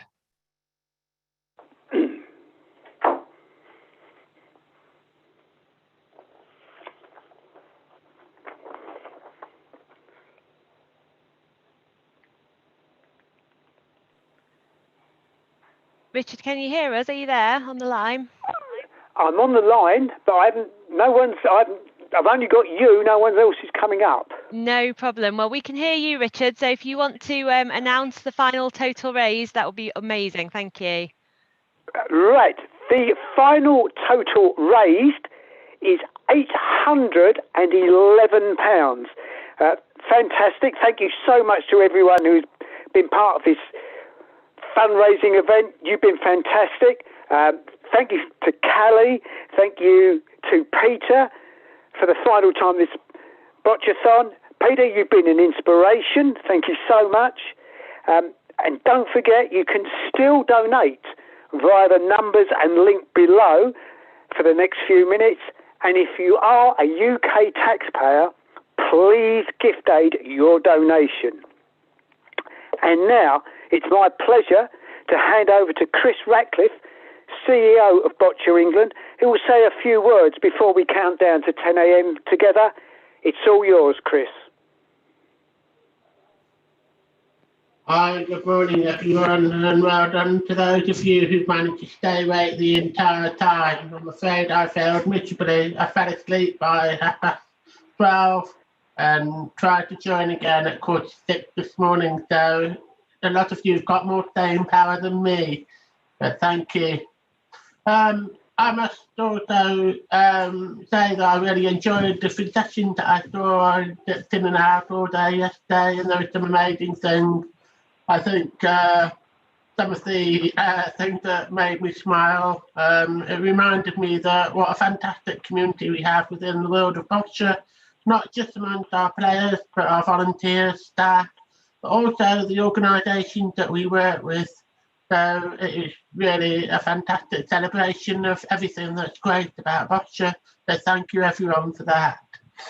In particular, I'd like to thank a few people who I've got a list in front of me, so forgive me if I'm turning away from the screen sometimes. But particular thanks to Gareth, Jenny and Rachel at Smile Through Sport, Gareth, you're a star. You made me chuckle, so thank you. And thank you to Tom at Brought for Confidence, a great partner. Molly at Solid Nutrition. We'll definitely look up those tips soon. Ella Freeman from Ella's Wheelchair Workout. David Smith, MBE, one of our greatest ever Boccia players. Terry Fern for the quiz. And Julian Corbano, if I pronounced it correctly, our Canadian athlete who joined in the middle of the night. And also to Benjamin Coulson from BC Mindfulness. Of course, I must also acknowledge and thank Richard Mann for his wonderful totalizer updates. I also thank Richard for all of the work he's been doing throughout the duration of the lockdown, in particular around the Rainbow Cup. So thank you, Richard. We look forward to seeing you in real life soon. And anyone else who contributed to the pre-recorded videos, interviews and activities, it was just fantastic to see friends, old and new, all playing part. And so for me, yes, it's great that everyone donated, and thank you. The donation definitely will make a difference.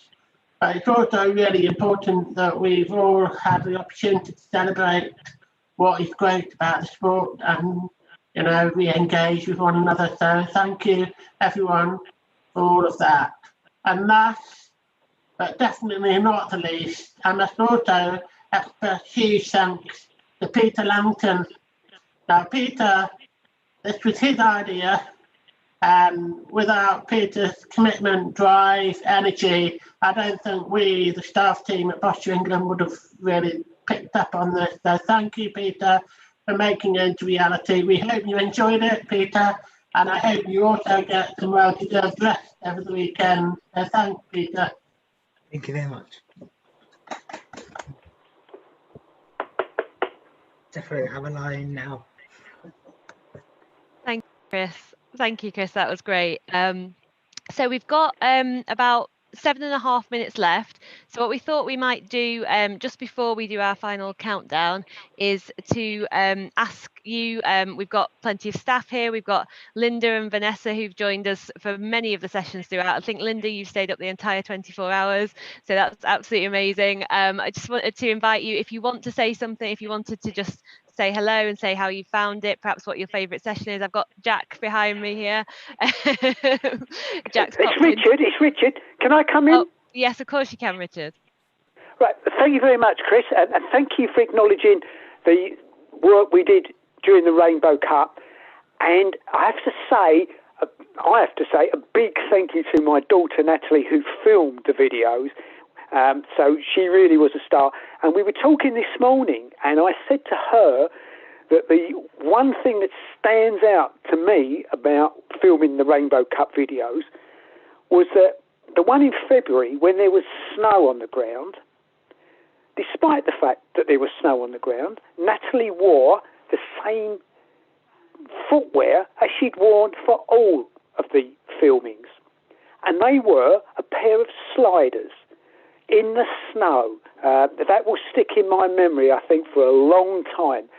It's been a fantastic year for Boccia. I know we've not been on court in person, but during the Rainbow Cup, doing this is really, I think, cemented in my mind just what a great community Boccia is. So thank you, guys. And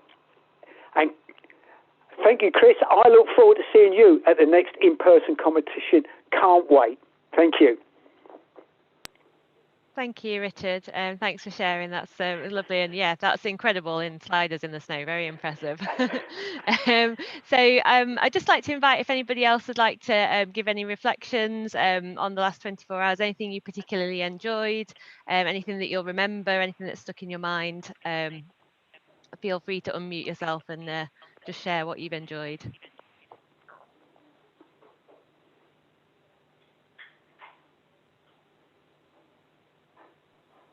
Hi everyone. I was just going to say I quite enjoyed the Sport for Confidence session. but maybe that was because I was on the winning team with Kylie. And I want to say thanks to all the volunteers that have sent in the what Boccia means to me videos that we've seen broadcast throughout the evening. That's been really nice for me to see in particular what volunteering means to them. And yeah, especially thank you to Terry as well, who has been doing quizzes for us for the officials for the past 12 months, but he finally got to broadcast to a slightly larger audience last night for his quiz, so that was great as well. Brilliant, thanks Natalie. Can I just say thank you?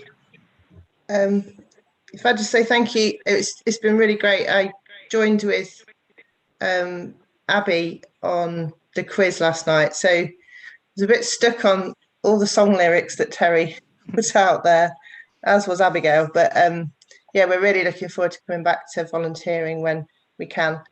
The girls haven't lost their passion for timekeeping, so it'd be really good to be back when we can. It's lovely to see you all, some of whom I've worked with. So yeah, it's been really nice to engage during this time. I think you've done a fantastic job on this event. Oh, thank you. Vanessa, you weren't the only one on the song lyrics.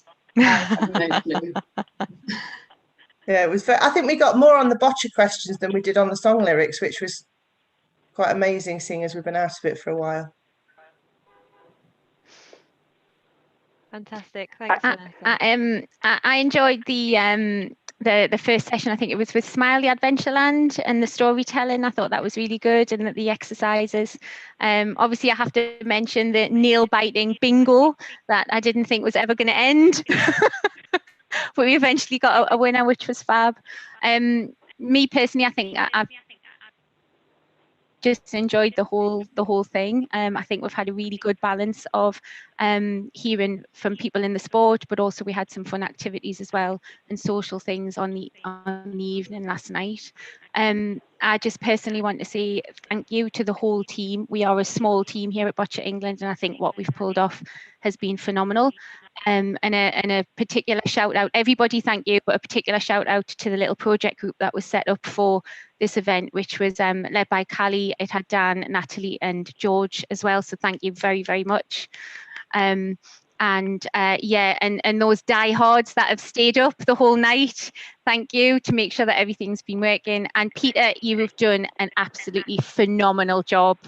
I can't clap enough for you, so thank you very, very much. Thank you. Brilliant, thanks Emma. We've got about 2 more minutes to go till the countdown. How are you doing there, Linda? Have you enjoyed the sessions? Really brilliant, every bit of it. Yeah. Fantastic. I think I enjoy the challenges, and I like to listen to see what people have to say. And I've enjoyed, obviously, the bingo. That was a good thing, because I do play bingo quite a lot.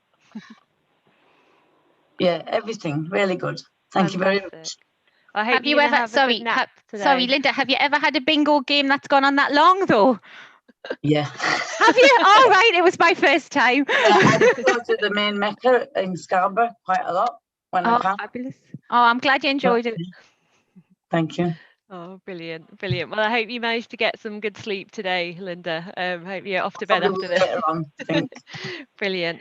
Well, thank you so much for everyone for joining in, and thank you to everyone who's donated. As we've sort of said before, it's been an interesting and slightly difficult year for fundraising. So everything you've donated absolutely will make a difference as we kind of work to to get people back on court, our athletes and our volunteers.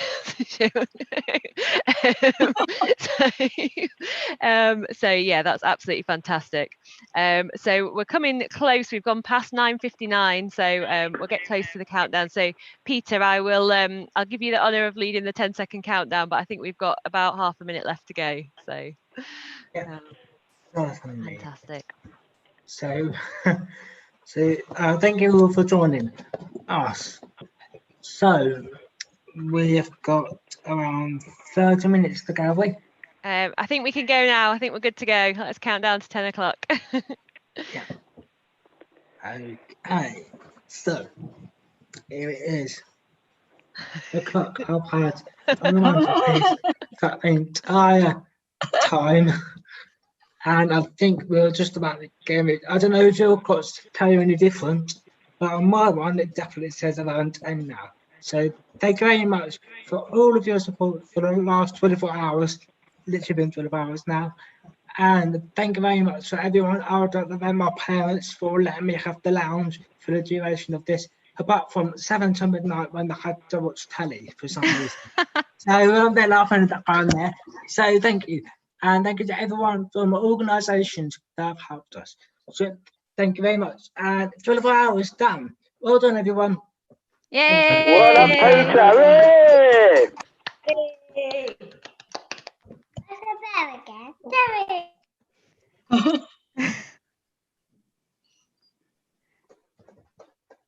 Bye. Bye.